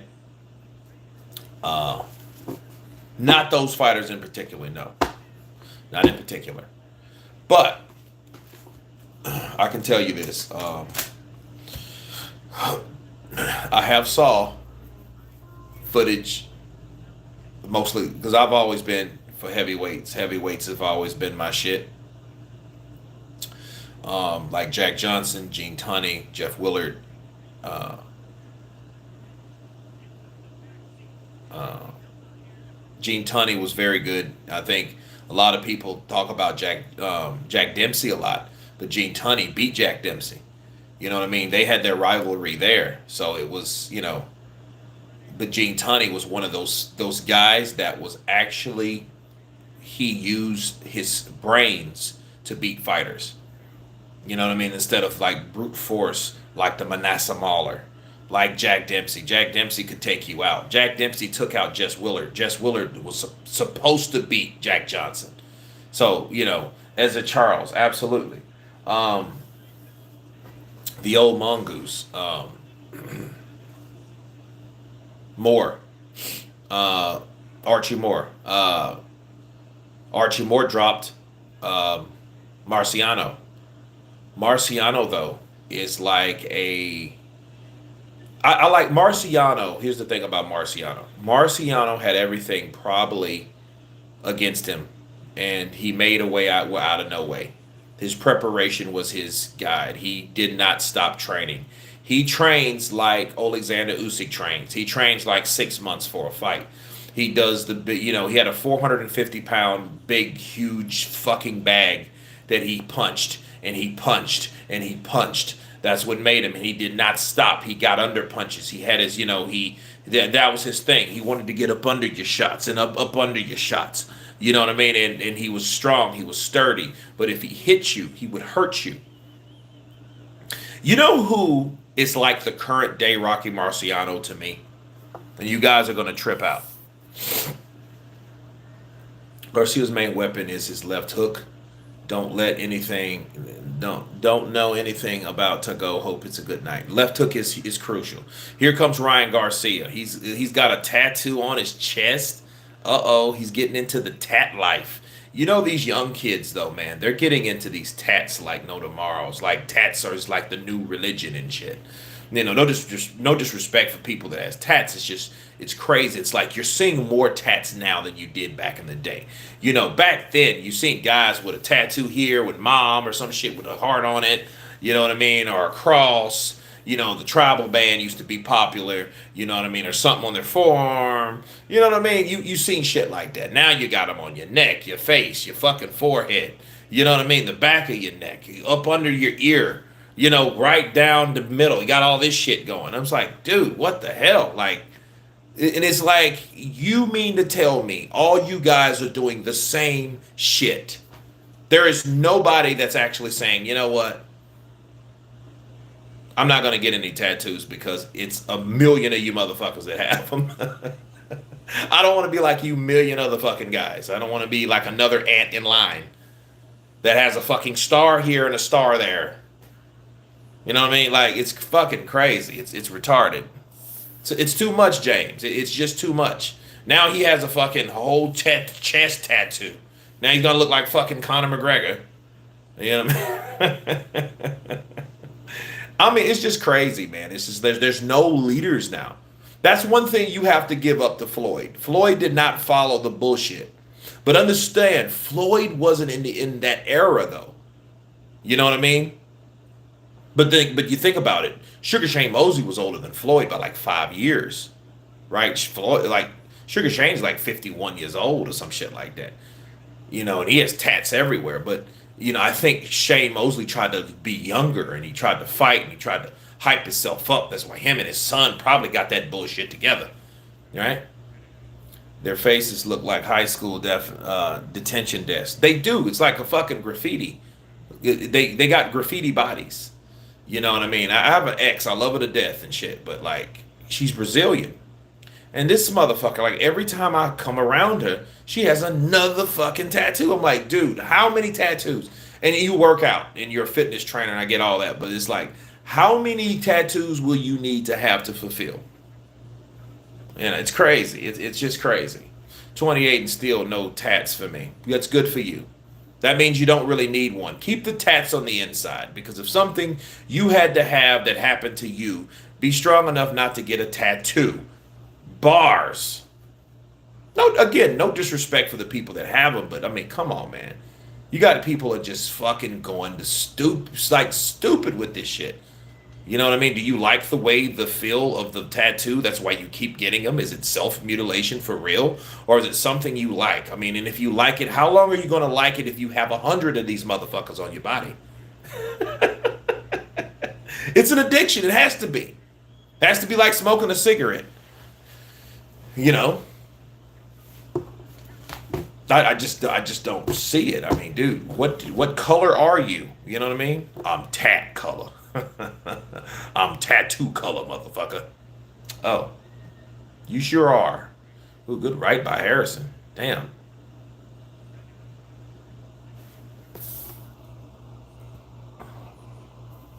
Errol Spence back tattoo. I don't want I don't want one to not be easily identified. I'm on the run. I mean, and that's another thing though. And that's really what stopped me at an early age from getting them.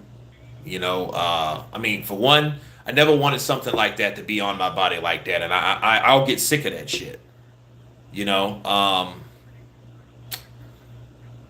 I was going like if I was going to get a tattoo, it would be something that I know that's going to literally last forever that I will not get tired of.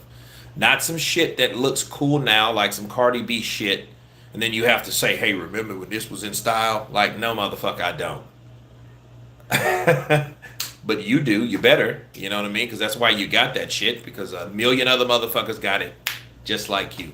But no, seriously, I didn't really get it because I got in a lot of trouble as a teenager. So when you find out they have your tattoos on file, they don't need your name necessarily, and they bring your tattoos in. That's another way of identifying you. So for that reason, yeah, yeah, I'm not a tablet either. People tattoo their partner's name, then they fall out. Then that shit's crazy as fuck. That's some crazy shit. I'm like, and I dated a girl. I was dating this girl, real pretty girl, looked like Mariah Carey, and she had Derek across her arm. Who the fuck is Derek? I didn't know you had kids. She was like, "That's my ex. That's my ex, puppy." I'm like, yeah, yeah. This we gonna have to end this relationship because this shit ain't what it is. Okay, so round one has started. Ryan just threw a jab, then he stepped back with this quick fast, this double jab, triple jab from Tagoe. He's using the ring. Ryan is trying to walk him down. I don't know if that's a good idea. Oh, good right. See, again, he catches Ryan with a good right. Ryan's face is straight up. And like I said, that's not a good idea. That is not a good idea. Good right to the body by Tagoe. Tagoe is just using the ring.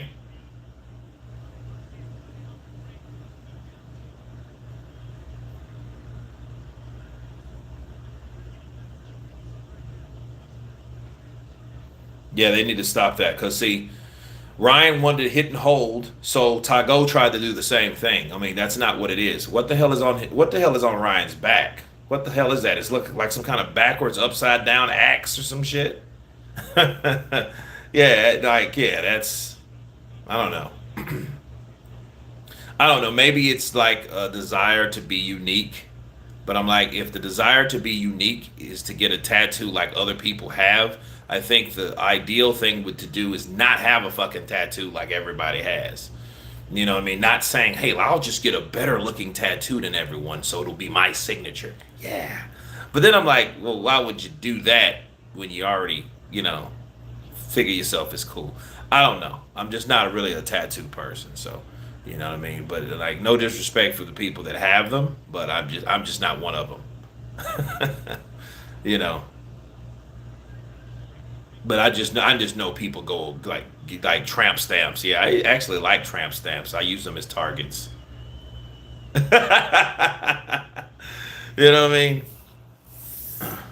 But no, I mean, I always said, when I get married or whatever, my woman or wife would not have a tattoo. You know what I mean? Because you have to be willing enough to know, like, no. I remember me and Kenny Porter talked about that at once. Like, yeah, man, you don't, like, tattoos are not necessary.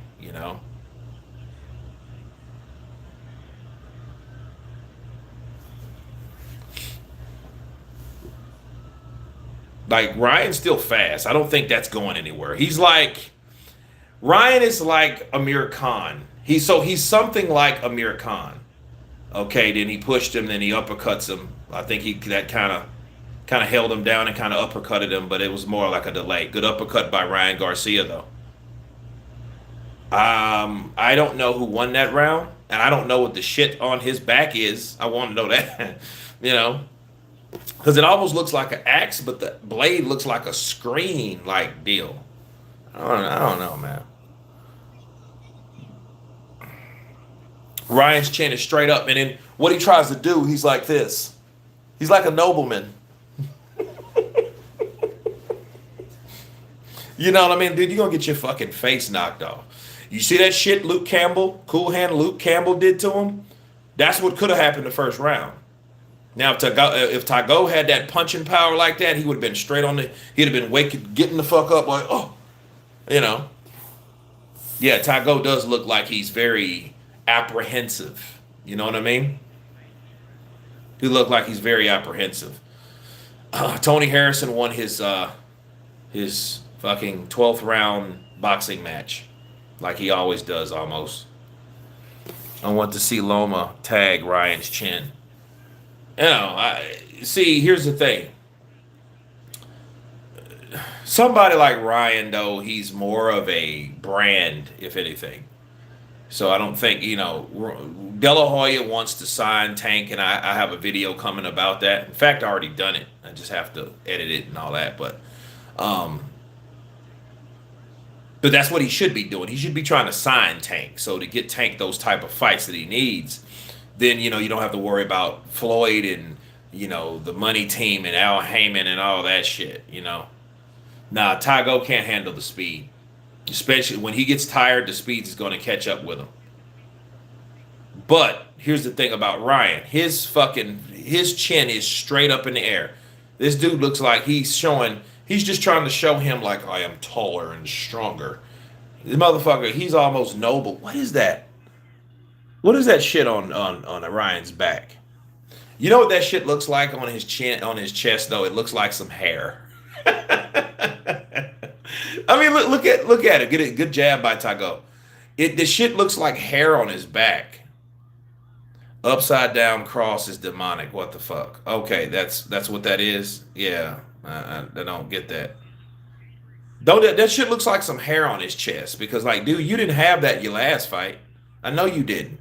So you went away and got tatted up and shit, trying to be like Canelo. Oh, he catches Tagoe. That hurts Tagoe. Here come he look. Good right. Oh, but he pushes him off, and then he falls. But he was getting punched. Now that's ruled a knockdown. He pushes me, and he's like, "Motherfucker pushed me off," because he was rapping you and shit. And then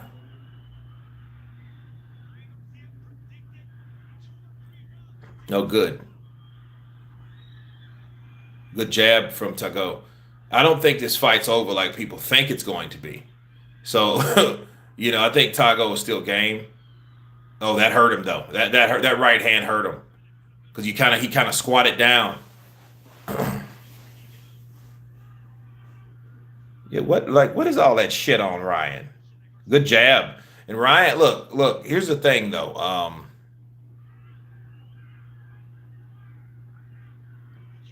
If this guy had power, this would really be a different story.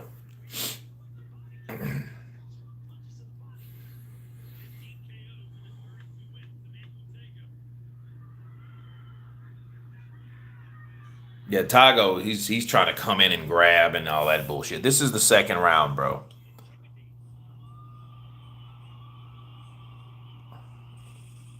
Oh yeah, yeah. Um,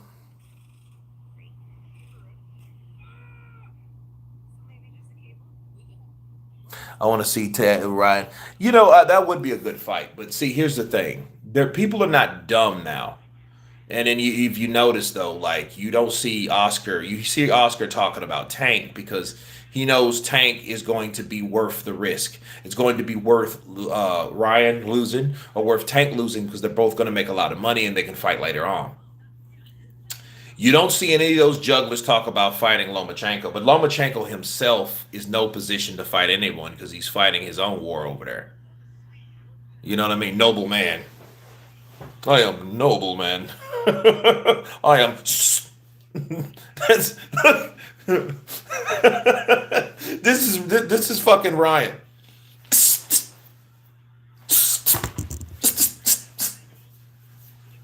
I have my cross. This is my cross.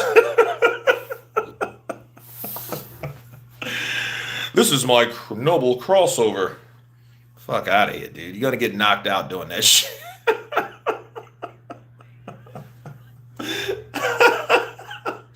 You know, it's crazy though, man. That's how he fights though. He's like kind of like a he's an upward style fighter, but very quick. It's almost like someone doing something regular, but speeding it up. That's why it looks so crazy. Because normally it'd be like, but he's like, so it's like someone that doesn't have good form, but they're just faster, but having bad form. So he has bad form. It's not good, but he's just fast.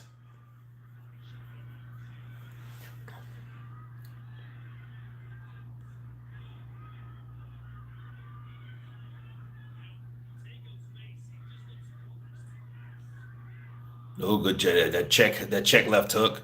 That shit fucks a lot of people up though, because you don't see that check left hook coming because he's like, you know what I mean? And he catches you. So it's crazy. Left hook lands and is really chopping over the head of Tagoe. Good jab by Tagoe. Look, Tagoe, and then look and see what's happening. Ryan is trying to welcome him into a jab so he can catch him with the left hook because he knows that this guy is either going to grab. Oh, good right from Ryan. That's behind the head. And Ryan is wide open when he's throwing these shots. Dude, you know, I don't know, man. Ryan, he has holes in his defense. He does. He definitely does. But um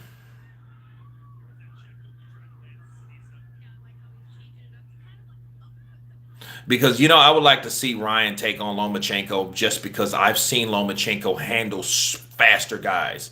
You know who was fast like that? Gary Russell Jr. You know what I mean? Gary Russell Jr. I mean he's yeah. See, someone like Tank will hurt Garcia though. He has the power to hurt him. I mean, he literally has the power to hurt him. And then based on what I'm seeing with Tagoe, Tagoe's really no slouch, but he's not really he's not really sound, and especially coming from a southpaw, he's gonna have problems. You know what I mean? Like,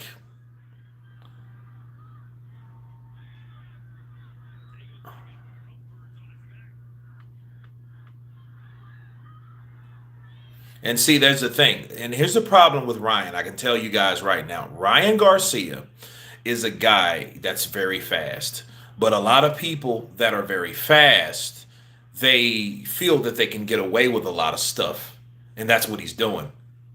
See, his gift will be his curse at some point in his career because all the shit he's doing bad, all that fucking noble crossover bullshit, and he's not even using the jab no more. He's just waiting for Tagoe to come in with a jab so he can counter it because he feels, hey, I have the reflexes to get the job done, so I don't even have to do the basic fundamentals that boxers do. And that's what we seen. He should have done more in that round because he had him hurt and he, you know, he might have won that round, but he took jabs. I think he got a right hand caught because he would not protect himself. Why? Because the pride or the knowledge of what he feels that he can do is affecting him. It's weird. People, they do shit when they're fast. They think they can get away with certain stuff. It's like the rabbit and the hare. Well, the rabbit, I know I'm faster. You know, the turtle and the rabbit, rather. So I know I'm faster than the turtle, but it's like, okay, well, shit. The turtle is still doing his job, though. He's still in the race. Whereas the rabbit's not doing what he's supposed to because he feels that, hey, I can beat this guy any given time of the week. So I might as well take my time or do what else. You know, see, he could have been working to the body, but he's not using the jab. The other guy is, though. See, he's trying to throw uppercuts, He's trying to use that check left hook because Ryan Garcia is looking for highlight reels. But the more you come up in opposition, the less highlight reel shit you're going to have. It's going to come, you know? So he opens up on him and he gets caught with a right and another right because he's opening up. This is Ryan. You know what I mean? And it was like, dude, you leaving everything open. And I think he was squared up center when he threw these punches. You know what I mean? I don't even think he had a foot planted for defense in case a punch came back. But Tagoe grabbed him. You know, so this is the fourth round. He dropped him in the second. This shit's supposed to have been over in the third.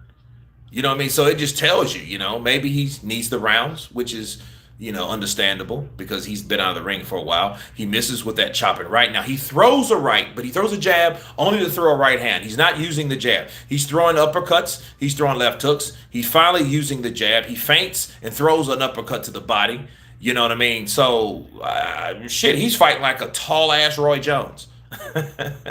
You know what I mean? Because Roy was the only guy that I knew that didn't have to use a jab. You know, he used hooks and uppercuts and right hands and those type of reflected like punches, that power punches that hurt people, that got you out of there. You know what I mean? That caught you out of nowhere because he was so damn fast.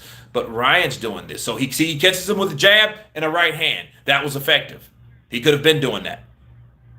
He could have been doing that. You know, jab, jab, jab, jab to the body, jab, jab to the body, feint jab, bow, come upstairs. He could be doing that. But he's not. So, I mean, he's just making it harder on himself. I don't think he's going to lose at this point, but he could have got him out of here a lot earlier. A lot earlier. Fondora is walking to the ring, by the way, FYI.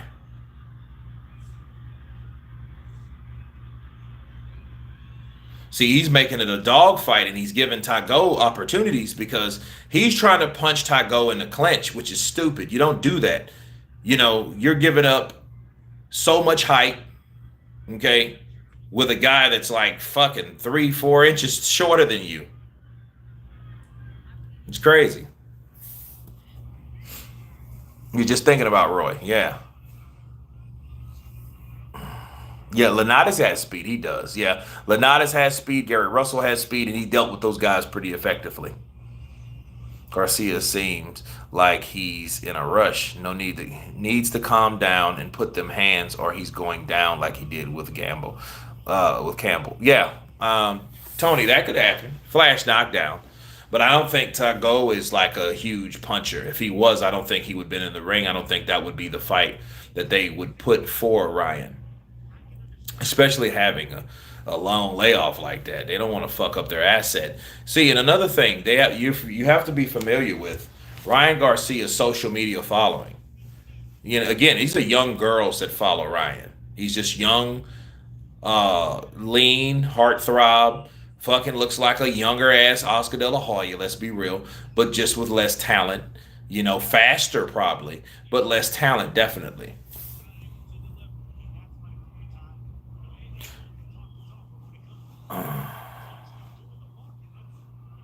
I mean, I would give the first round to Tagoe just because he landed that right hand. And see, he's just not fast enough. I think Tagoe should go more to the body, if anything. You know what I mean? To try to slow down Ryan or have him worried about this. Fucking Ryan just did this. This motherfucker just did no. You know what I mean? He was straight up and down, and he threw punches just like a fucking robot. Somebody's going to knock out Ryan Garcia. You know, and I think people know that. I think what it is with certain people, certain trainers, promoters, I don't think he's ready. You know what I mean? Especially fighting somebody like Devin Haney, no. Because if he get beat by Devin Haney, and Devin Haney, you know, no. And bad-looking tattoos come hand in hand. Damn, Mario, I guess so. Because those tattoos look like trash. Those tats are trash. What the fuck is that? Okay, that does look like an upside-down cross. I thought it was an axe. because it has some shit on the side of it. It looks kind of like a screen or something. I don't know what that is. Ash Poley. Ryan's winning because Tagoe's not really showing enough to really, he just ain't got knocked out. He ain't been down again. But it's because of really what Ryan Garcia's not doing versus, you know, what he should be doing to get him out of there. It ain't like, oh, good right from Tagoe. And you know what? Fucking Ryan Garcia, his head was wide open. Now, look, he's swinging for the fences now. And it's crazy because it's like,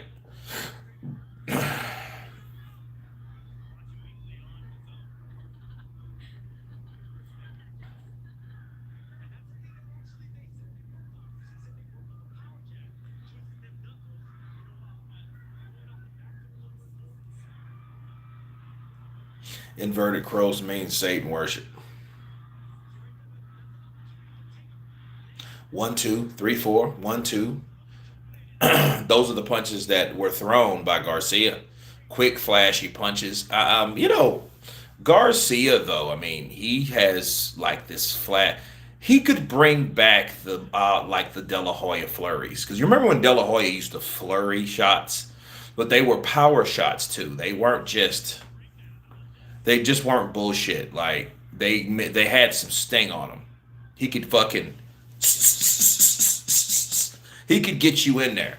These are more like the punches that you see Ryan Garcia. Not saying they don't have power on them, but I think a lot of those shots though are mostly flashy shots like Sugar Ray Leonard used to throw. So it's crazy. Skrilla 50, what's up, brother? Counterpunch to you. His flurry shots didn't work against Hopkins. No, they didn't. For some who had 3 kids, Ryan pulls out a lot. Boom. Boom. Those are good punches. Good right hook to the body, good left hook to the body by Ryan Garcia.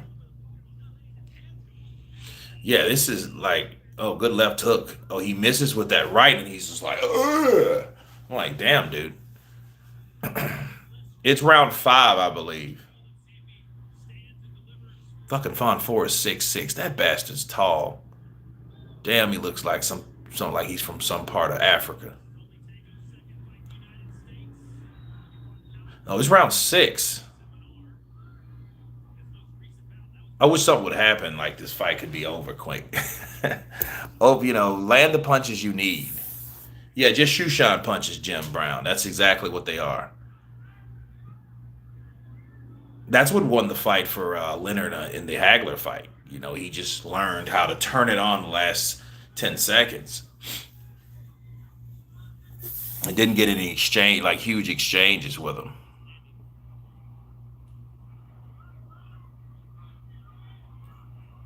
Well, Psycho Crusher, I mean, obviously not, because you got a guy that's not even a champion in a fucking 12th round fight.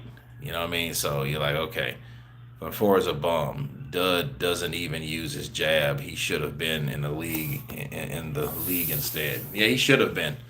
I hope Lubin knocks his ass out though. He's just like he reminds me of what's Mussolini's fighter? Cordona? No, not Cordona. Damn it, I can't remember his name right now.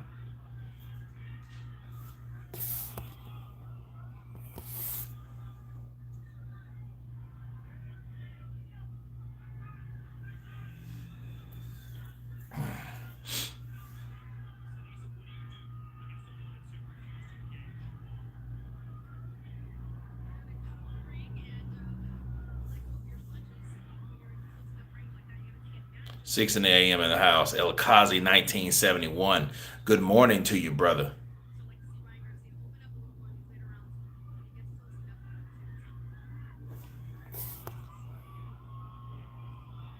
No, it's not him. It's another guy. I can't remember his name. He fought back in the 40s. Good little short rights in by Garcia.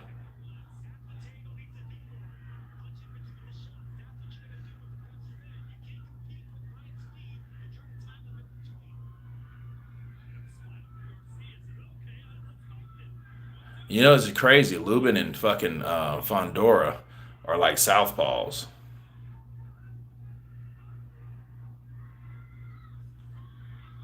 Oh, good right uppercut by Ryan Garcia.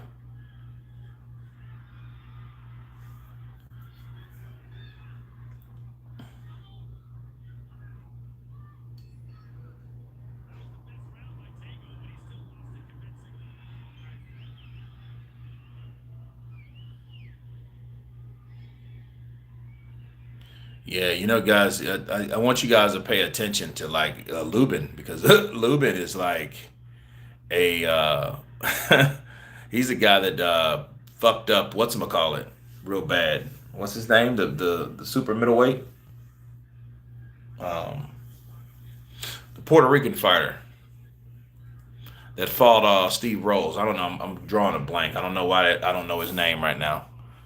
Von Four looks like a stick figure drawing of a sister's brother. It does.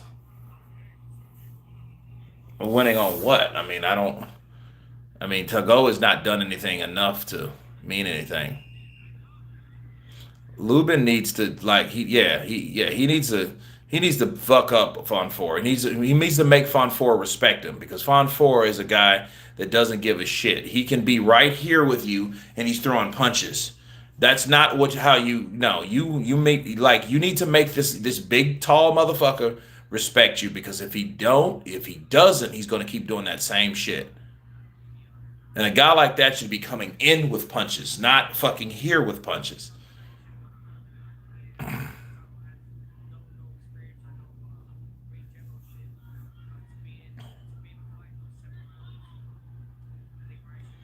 Lubin's doing a good job eluding that left hand though. Tago looking like an NPC. What the hell is an NPC?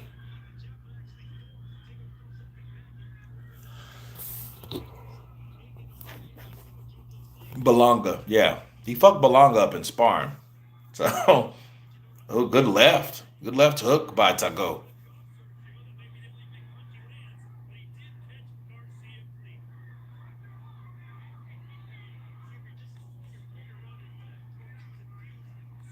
Oh, good right from Garcia.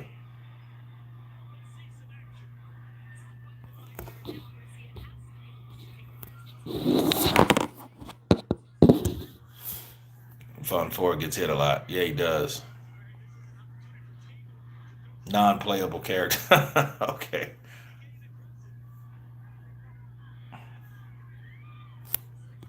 Looks like Ryan is exposing his weakness and flaws in his noble boxing style. Mario, it looks like he is too. That shit ain't gonna work with everybody. That shit he's doing.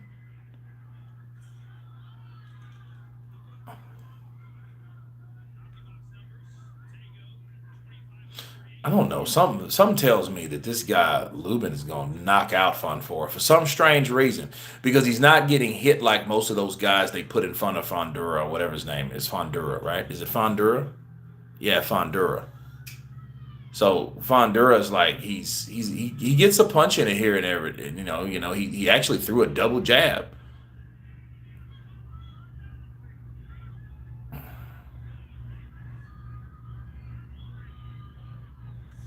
Now he's throwing uppercuts on the inside, Fondura. Good uppercuts though. Who used to fight like that though? Diego Corrales. Motherfucker's like 6'1" and fights like his ass is 5'7". You know,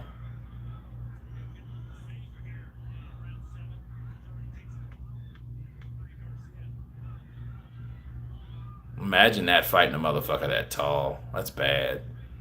You know, I couldn't beat no one like that right now. My shoulders are fucked. I know I need surgery at some point.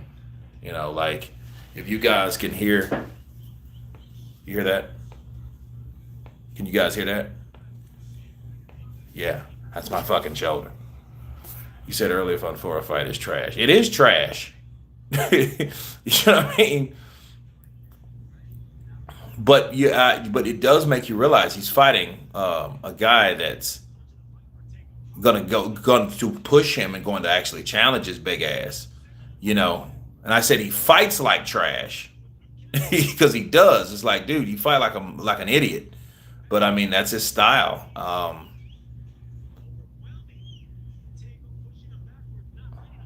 Okay, yeah, this shit here is dragging. Okay, guys, let's take this over here so I can watch more of the trash fight, right?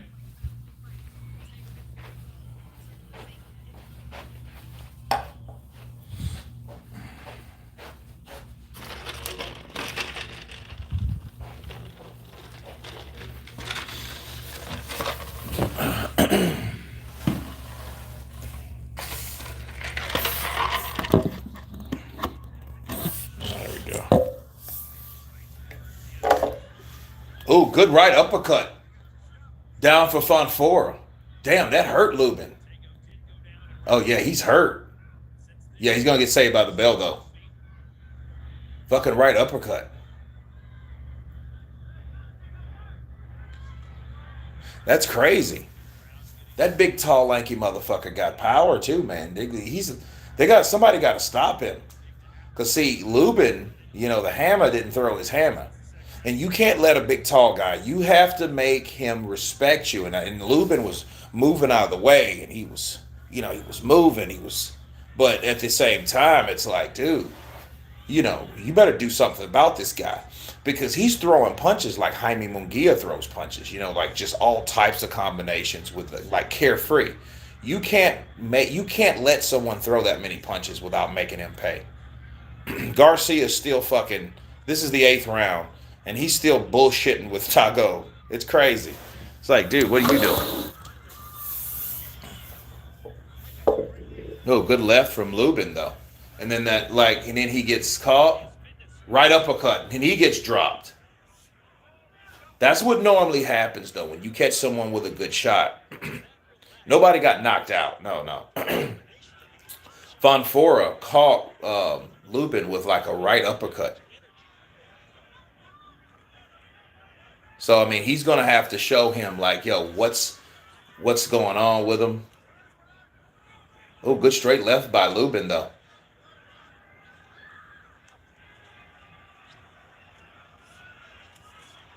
Yeah, he's fucking Lubin up.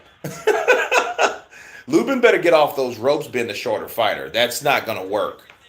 Because now you got a taller guy having you on the ropes, punching you at will. That's not a good sign.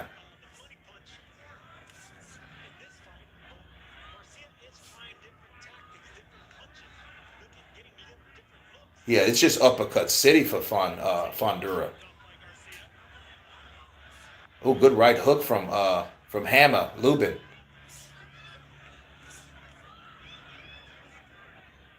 You know something though? You know who fought like that too? Who fought like that? Paul Williams fought like that. Because Paul would throw punches, you know. Oh, good right uppercut from Lubin. Oh, good right, two or three uppercuts. Oh, one, two, three, four lands for Lubin. One, two, three, four lands for Fun Four. This is a good fight.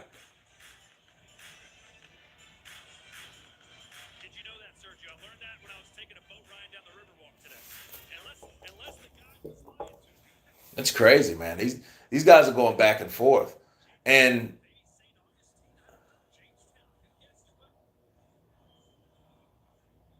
see, here's the thing about Fondora though. Fondora's so fucking tall. So when oh, good one, two, three, four punch combination from Lubin.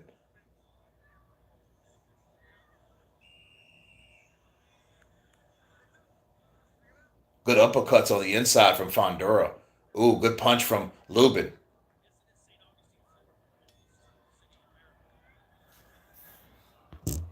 James West, appreciate the $10 super sticker, brother. Appreciate you. Right uppercut lands.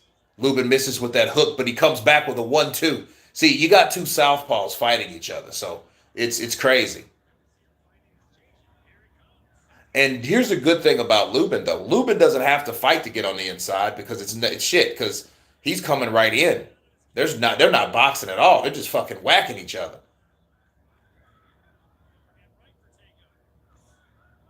And it's crazy. Fondura, like, he's taking good punches. Is that his sister, something like that? She looks tall as shit too. Where the hell is Fondura from, guys? Where is he from? India?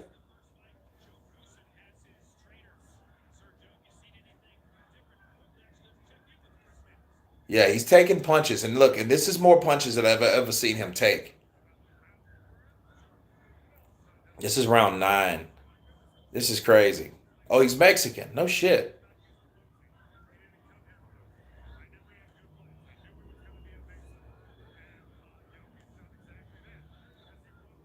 Oh, good straight. Yeah, that was some good punching. And then back comes Lubin though. Lubin catches him and nails him with a straight. Comes Lubin catches him with a right hook. That kind of hurt. Yeah, it didn't buckle him. Character, bro. Anyone know if Ryan is still fighting? Dude, he's still fighting. It's round 9. I'm like, dude, what are you doing? And I think Ryan's getting tired now because Ryan is coming right in and let it in. Like, I don't know, what is he doing? I don't know.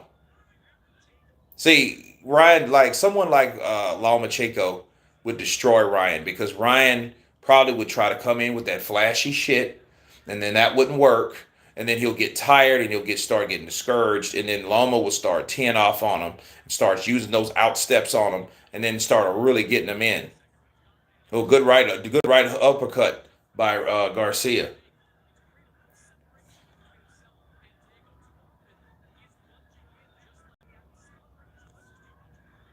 Oh, good right hook by Lubin. That's a good weapon. Oh, good right uppercut from Fondora. Good left from Fondura. Fondora's knowing he's good. He look, that's instinctive. When someone has your other arm, you whack him with the arm that's free, and that's exactly what he did. He got 3 uppercuts from the left hand. Good right uppercut from Fondura. See, Fondura is a guy though. He's actually getting in uh, punches that he's making him work, but he's also working. He's like Paul Williams. He's getting in there. He's making him work. So if you can't knock out Fondura, it's hard to outwork him because he's going to keep coming at you. And if you get discouraged, that's fucking crazy because he's just walking you down. He's just walking you down and chopping you. Most uppercuts I've seen in boxing matches in a long time. Yeah, it's a lot of uppercuts, man. Yeah, Ryan's tired. You can tell how he's fighting.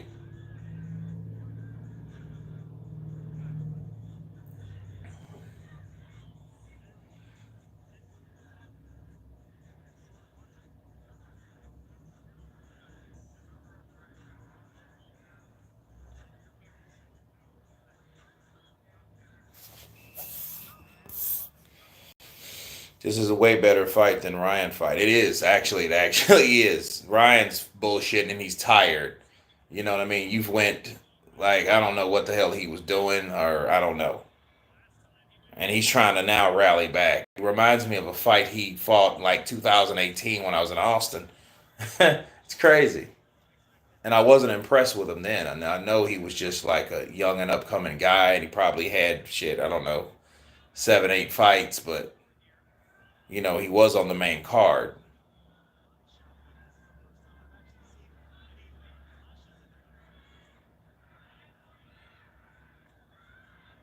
And Lubin's counters are not effective because of the height. See, Fonfora. Is it Fondura? Who the hell is Fonfora? Fondura. So he's 18-0. Eric Lubin is 24-1.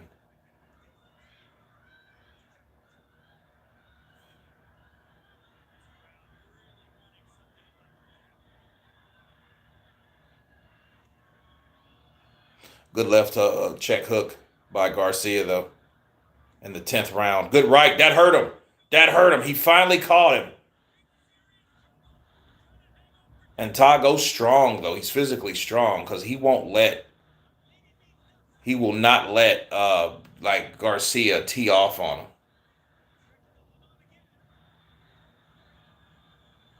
Yeah, if he may can get Tagoe out of there finally. because he caught him with a right hand and that buckled him. His fucking legs went all crazy like.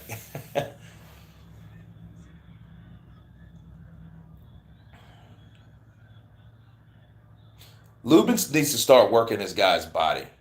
I think that he's a shorter guy. The body is easier to hit than the head, so it needs to come down and bop uppercut on this guy, because this guy here, he needs to get out of the way of those uppercuts, because mostly that's his primary weapon. Shorter guy, uppercut, uppercut, uppercut. He's here, uppercut. So it's easy. That's all he's really doing.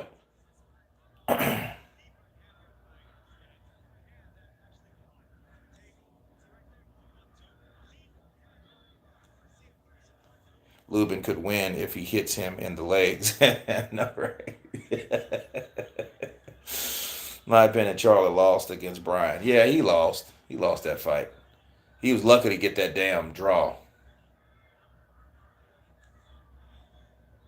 Yeah, he's just outworking Lubin. You know what I mean? Lubin's like, shit, this motherfucker never stops fighting. Look, and Fondora like, bet, bet, bet, bet, bet, bet, bet, bet, bet, bet, bet. Like those old school 70 punches. Like they never stop. They just, it's crazy.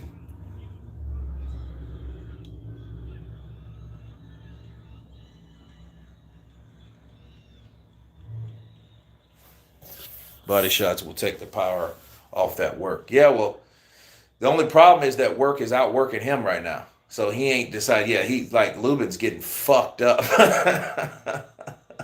He's getting fucked up and getting outworked. He's getting like Gabe Rosado. Like it's like almost like watching Gabe Rosado fight Munguia. Because Munguia was just giving Gabe the business and he wasn't really able to do what he wanted to do.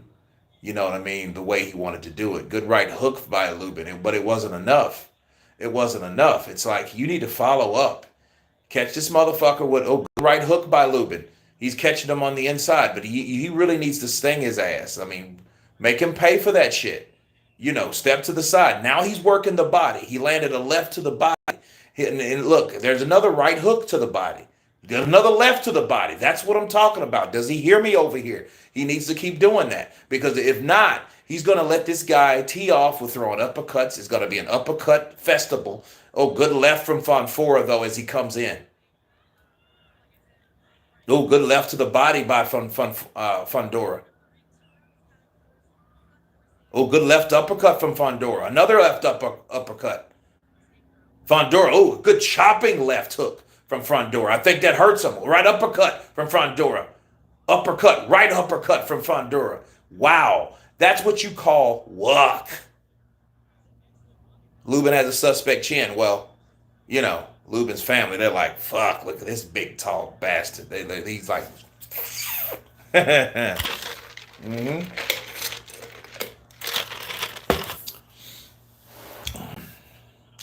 Yeah, they're like, that's crazy. Lubin's stubbed at the end of the road, not looking good. Yeah, looking fucked up. They're putting all kind of oil and shit on him. His face is swelling up. You know what I mean? Kevin Cunningham is telling this motherfucker, like, get in there and get to him. Get low, get up there, get to the body, get upstairs. Yeah, he's telling him. I see what he's doing. He had some success, but Fondura doesn't fucking want to let up, dude. But he has to make Fondura respect him. Boom! Good right hook. But he has to follow up. Bow, then bow, bow. Catch his ass and make this motherfucker pay. For every mistake Fondura throws, he has to make him pay. And if he's not making him pay, he's scoring. And if he's scoring, that's the problem. Okay? Body. And he's on the ropes, and they can tell you he's tired. He needs to spin off the fucking ropes and start putting some body action on him. And he's not doing that, Lubin. And I don't even think Fondura is a fucking huge puncher. I think he's a tall, lanky, fucking busy body ass fighter that will eventually wear you the fuck down with his activity. And that's what he's doing with him. That's why Lubin is like, he's taking these shots, but if you take 5 of these shots, they will eventually wear you down. That's like equivalent of one big punch, right? But they're worse because you're taking more damage to your cranium area, You don't want to do that. That's how fighters end up dying and shit because they start developing too much damage to their brain or their skull, and it's causing their brain to swell. So once your adrenaline lowers, then what happens? You fall into a coma and die and all that shit. It's crazy. Adrenaline is a mother sucker. You know what I mean? See, he's trying this rope-a-dope shit. It ain't gonna work on this fucking guy. He ain't gonna get tired. I've seen this big, tall bastard fight, at least a dozen times. And he does the same shit. He gets in, his big, tall, lurch ass, and fucking keeps punching until the guy stops. That's what he does. That's exactly what he does. And Ryan Garcia is still fucking here with Tagoe. I've stopped looking at this fight. I've stopped looking at this fight. This is the 12th round. You went 12 rounds with this motherfucker with no amateur career. Like, dude, come the fuck on. Now Lubin is starting. Ooh, good punches from Lubin. He should have been doing that the whole time. He's using his legs and he stepped back. Maybe he doesn't have the energy to do that now in the 6th round. Because Fondora, he stepped back. Bap, bap, bap. Comes out. Fondura's not there. Because Fondura is walking like a fucking foot soldier. He's not trying to use any footwork. He's just coming towards you and throwing punches.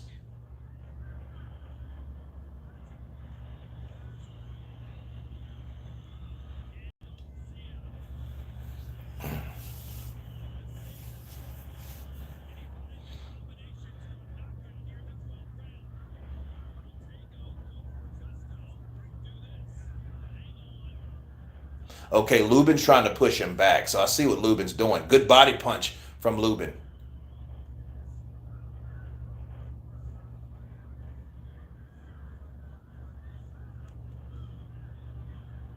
Good jab from Lubin. Good uppercut from Fondora. Ooh, good body punches from Lubin. That's what he needs to do. Break that, and you see, Fondora's walking like this because he just pop, pop. He took 2 punches right here and here. He took those punches.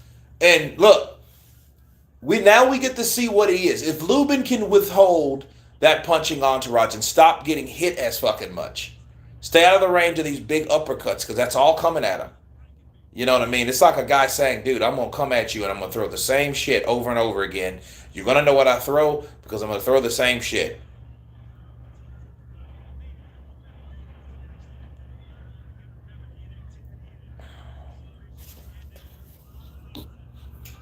Lubin keeps his head down but doesn't have the defense to stop the uppercut. No, he doesn't. Yeah, Fondora's gas tank isn't good, but he works through it somehow. Well, we're going to have to see how good it really is.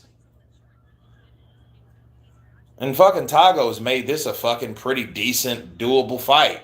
Like, and then look, because he ran out of gas. Fucking Ryan's coming towards him like this. So like, what are you doing, tall guy? You don't come towards a short fighter like that. It's crazy. But, understand something. By like round 8, Ryan was tired. So that really tells you something, though. That tells you that maybe what Canelo Alvarez and Eddie Reynoso was saying wasn't too far off the beaten path. Good right uppercut from Fondora. Good left uppercut from Fondora. Fondora's coming in with an ass-kicking, dispensary of ass-kicking arsenal uppercuts.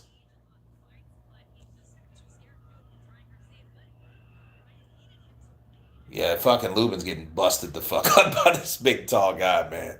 Because it's like, good check, right hook.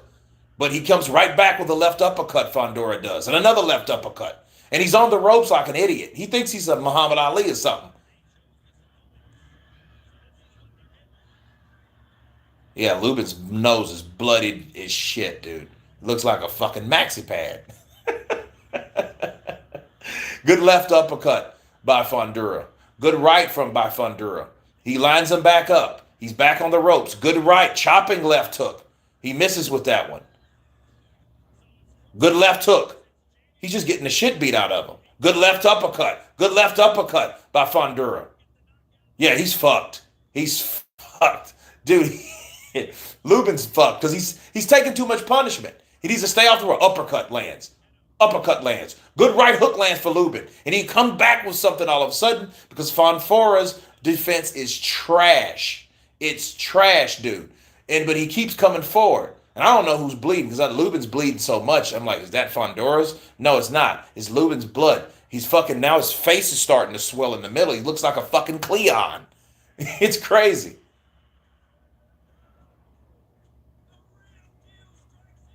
Oh, good right hook from Lubin.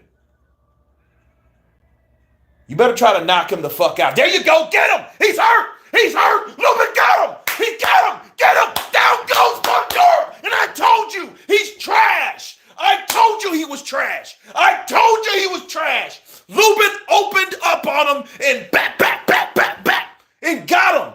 Look, his mouthpiece is out. He spit his mouthpiece out. It is 12 seconds left. Oh, good right hook lands. Oh, good. Get him, Lubin. Get him. You need to get him out of there. If he has 5 seconds, let go. Let go. He's tired too, though. He's tired too. Wow. Wow. What did I tell you?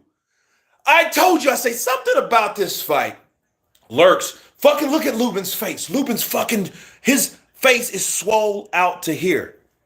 Wow. Wow. And Fondura was hurt. Why? Because he's coming straight in like a fucking foot soldier, like a robot, uppercut, and bow! He gets caught with that right punch. And that right punch made his, fucked everything up. That's what I was telling you. That referee, look, the ref was cheating, giving Fondura more time. Yes, and he got him there, fucked him off. Down goes Fondura. I knew this was going to happen because it was no way that big, tall, lurch, lanky motherfucker could keep getting hit and keep going in with those shitty fundamentals. This is the sport that I love, that I hate so much because of this right here. Look at Lubin, fucked up, looking like a Cleon from Star Trek, swole up, battered, bruised. Now he knows. He knows. He has to go in, hit his ass, hurt him again. He's going to do the same shit. There won't be an adjustments made. Look, this is a battle of the fittest. Could he stop it before Lubin gets too swole up, or they stop the fight because Lubin's face ain't looking right? Bars. Will that happen? Now he has on the inside, the uppercut. See, Fondura's still hurt. He's still hurt. Get him out of there. Look, I don't know what Lubin's thinking. When he's that close, catch his ass. Catch him. Hit him. Hit him. This is a crazy fight, dude. Oh, right hook, right lands. Open up on him.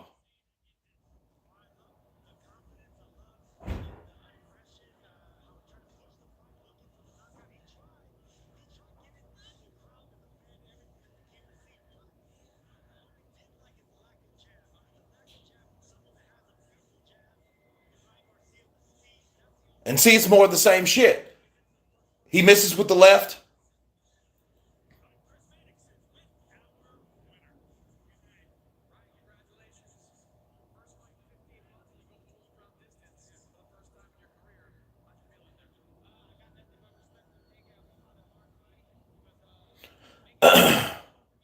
Look, Fondura's.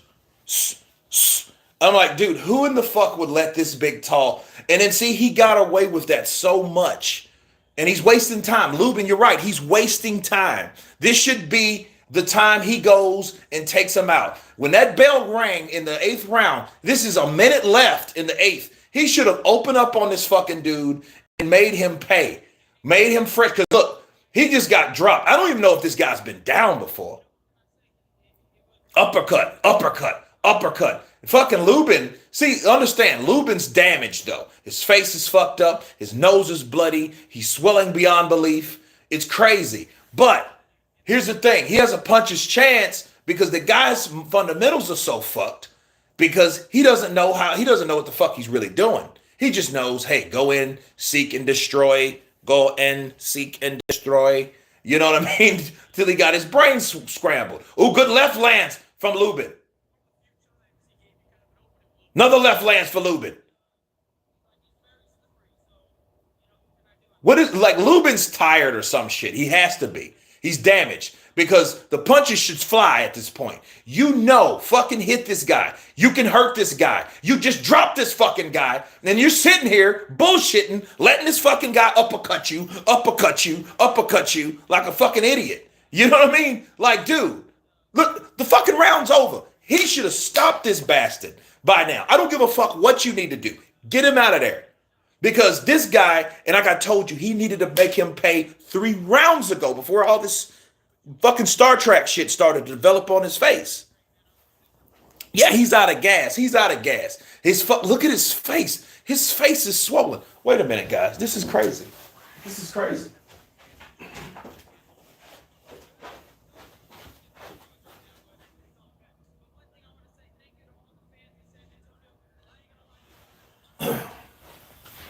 For you guys that don't see, look at his face. Look at his face.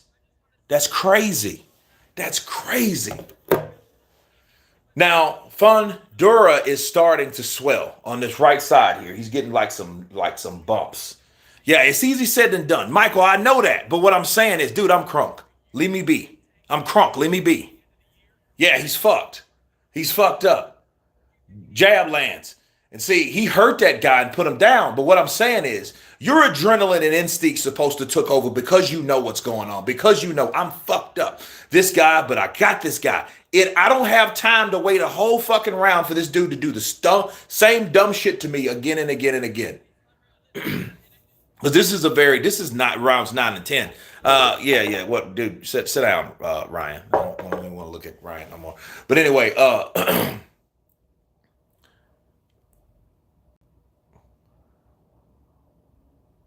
no, Fondura versus Wilder, that's fucking crazy. He just got dropped by Lubin. What do you think Wilder gonna do? Wilder hit Fondura and put his ass in a stretcher.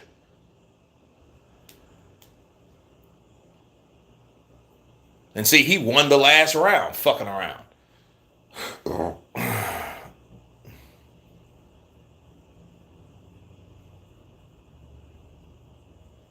See, his defense is more offense. It's like, dude, I'll just throw more punches. So hopefully you won't hit me. You know what I mean? It's crazy. Like, let's get this fucking guy out of here already. Let's do the deal. Let's do the business. Time for Formula 1 now. CP, brother, that's it. See, he has, look, and I don't know if they haven't told him, stay off the rope. See, even when he grabs Fondura, he's so fucking tall, he just keeps punching. He has his arm, he keeps whacking him. And he cannot stop these punches if he doesn't Lubin needs to fucking knock this guy the fuck out. Now his right fucking, he's looking deformed, bro. His face is fucked up. His face is fucked up.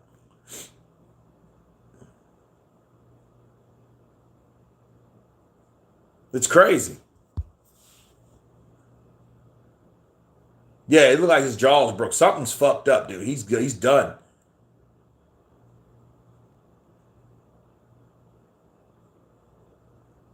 Fighting this big ass giant and shit. He gotta slay that motherfucker. Fucking knock his ass off the beanstalk, bro. He gotta do something on him because, dude, it's crazy. Look at his jaw now. His jaw's fucking poking out. Yeah, they're gonna stop this shit. If he doesn't knock him out, that's why I told you guys, like, easier said than done. I get that. But this motherfucker knows I'm fucked up. I gotta knock this guy out. And that dude should have told him, knock this motherfucker out. Don't wait for shit. Go overhand left. Throw the punch. Throw the punch. Throw the fucking punch. Throw the fucking punch. Fucking bum, bro. Fuck. Stop that fight. Cunningham needs to. Yeah, well, he should stop it now. But what I'm saying is the fight should be over right now, Michael. If the look, that fight's over. He came in, stop that motherfucker. Somebody threw ice at this motherfucker. Oh, look. Now the coach is going to go kick somebody's ass. Yeah, that's no fucking way. Yeah, dude, yeah. But he should have had enough fucking sense. Fuck you, coach. He should have had enough sense. Go knock this motherfucker out now. If you don't, I'm going to stop it. There should have been no 9th round.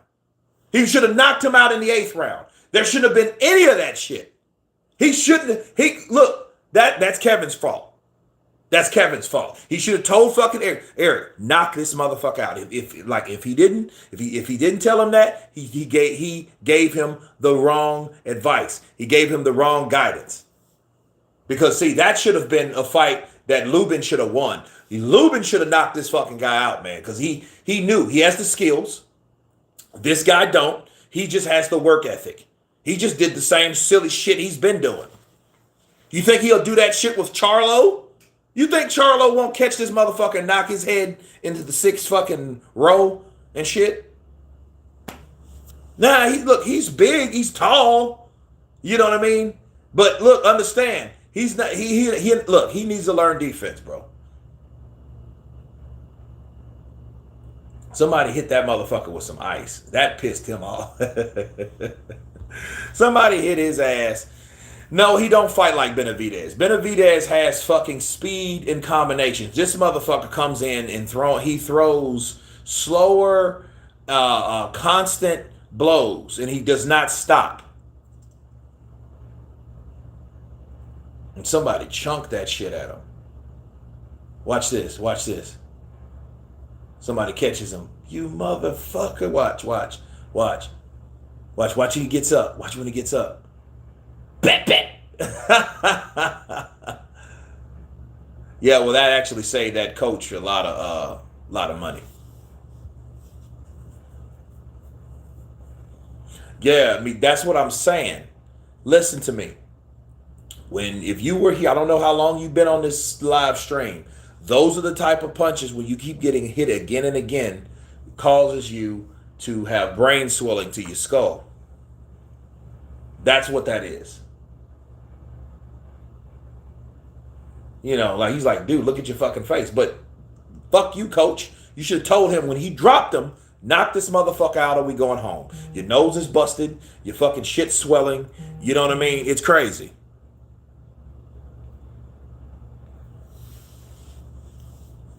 Another great night of watching fights with you and your subscribers, Kurt. Keep it up, brother. Psycho Crusher, appreciate you, man. Much love. Appreciate that super chat. Yeah, man, I hate that shit, man. Lubin should have fucking won this fight, man. He should have won this fight because, see, I don't know what the fuck Kevin told him. Now, if he couldn't pull it off because he was too hurt, tired, injured, damaged, okay. But understand something. Understand something here. That fucking guy shouldn't have been. He shouldn't be undefeated right now, man. No, this is a good fight though. It was a good fight. But see, whoever the fuck he's training this big tall dude, they need to work with him because he ain't ready for because you know Lubin. I seen Lubin get knocked out, bro. I seen him get knocked out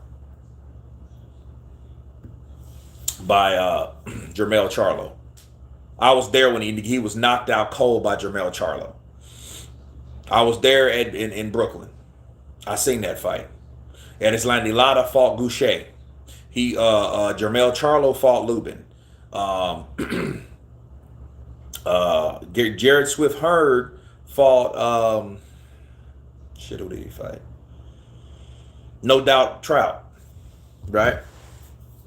So, yeah, man, I mean, yeah. So if he's supposed to be this and that and the other, look, let's see it. Bring Fondora on, because I mean I'm waiting for him to get knocked out. Because the shit he's doing, that ain't gonna work. Had no defense for those uppercuts. That is his trainer's fault. Well, Michael, and it is also his trainer's fault not to tell him, like, look, go out there and knock this guy out or I'm gonna stop the fight. Bro, his face is gone. Yeah, he's fucked. His face is fucked up. Like, seriously, yeah. That shit looked grotesque. You know what I mean? So, I wasn't tripping on the stoppage. I'm angry because when the motherfucker had him hurt and he wobbled and he dropped his ass, he knew at that point he should have got him. Yeah, you mean those uppercuts kept doing it. That big, tall motherfucker, man. You know,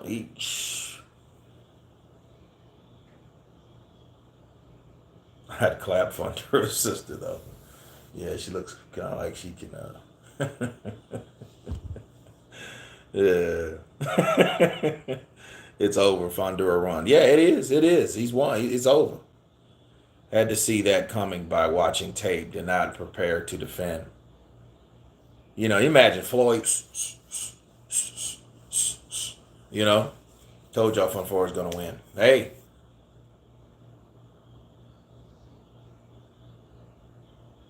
Yeah, dude, you can't fucking defend that. You know what this reminds me of though? This reminds me of Miguel Cotto, Margarito 1. Miguel Cotto was shorter, could not stop those uppercuts from coming. You know? And all he had to do, open the fuck up on this fucking guy. That's all he had to fucking do. Open up on him. He ain't gonna defend. He has no head movement. He has nothing to defend with. The only thing he defends with is these. That's all he had. That's all he had. That's what I'm telling you. And he's just sitting there like, I'm like, dude, you look. I don't know, man. You know, it's crazy. So for the same token, though, Lubin didn't have a defense for that, but that's what made it an exciting fight. But here's the thing. It could have been more back and forth. It could have been more even. It could have been more of something. He has no defense, Psycho Crusher. He has no fucking defense. But the thing is, his defense is his offense. So as long as he's fucking hitting you, and you're not thinking to fucking step, your step to look where these uppercuts are going, instead of putting your hands up and just hoping they don't hit you, that is not the right way. Ryan Garcia is still fighting. Yeah, man. That's crazy. Yeah, he's the weak. I think Ryan Garcia is the weakest link of all of those guys. If you looked at everyone now it just really you know Tank, T.O., Devin, you know, Loma. Then you got Ryan. He's just not that dude. Yeah, Tank knocks him out and hurts him, fucks him up bad. Tagoe versus Lubin. Hey, Kurt, sincerely, where do you rank Ryan? At the very fucking bottom of everybody else. I just did. You know what I mean? I don't care where he's at the bottom. He's not nowhere near the top. He's coming back into the ring. He's fighting a guy I never heard of anyway. You know. So it is what it is, you know. Look at this fucking guy. Oh my God. His fucking face, dude. Damn.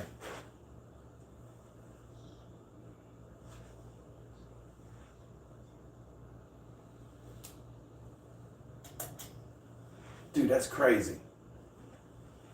Damn. That's fucking crazy, dude. I think Loma's the best of all of them. I mean, he could be, but, will they fight him?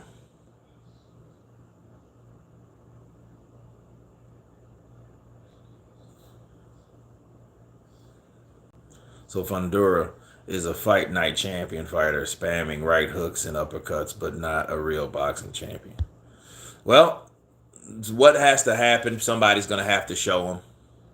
Get his this is all I'm gonna say about that. Get his ass in there with somebody like Charlo that can actually punch, and I bet you in 2 or 3 rounds, Charlo will put Fondura out of his misery. You know what I mean? Well, the good news is, though, PBC, he's a PBC guy. So it'll be that time when he does fight someone like Jermell. It'll be that time when he does fight, where the fuck is Garrett Swift-Hearn? What happened to Heard? Loma loses credibility for dropping his titles to Duck Haney. Damn, all of them had Lubin winning, beating this guy. That's crazy. Or is it Ukraine meth?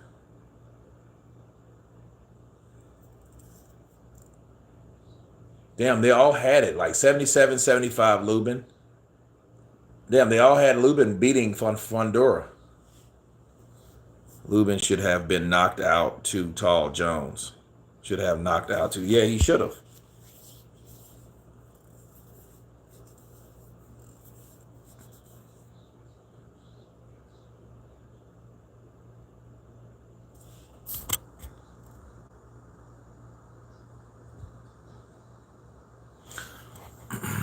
Daddy Bob is going to feed Haney to Loma when he comes back. Nah, Leo Santa Cruz actually has fucking defense, bro. I don't want to hear that shit.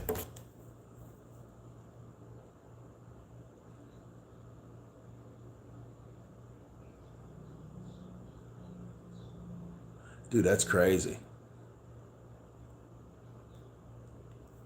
That is crazy.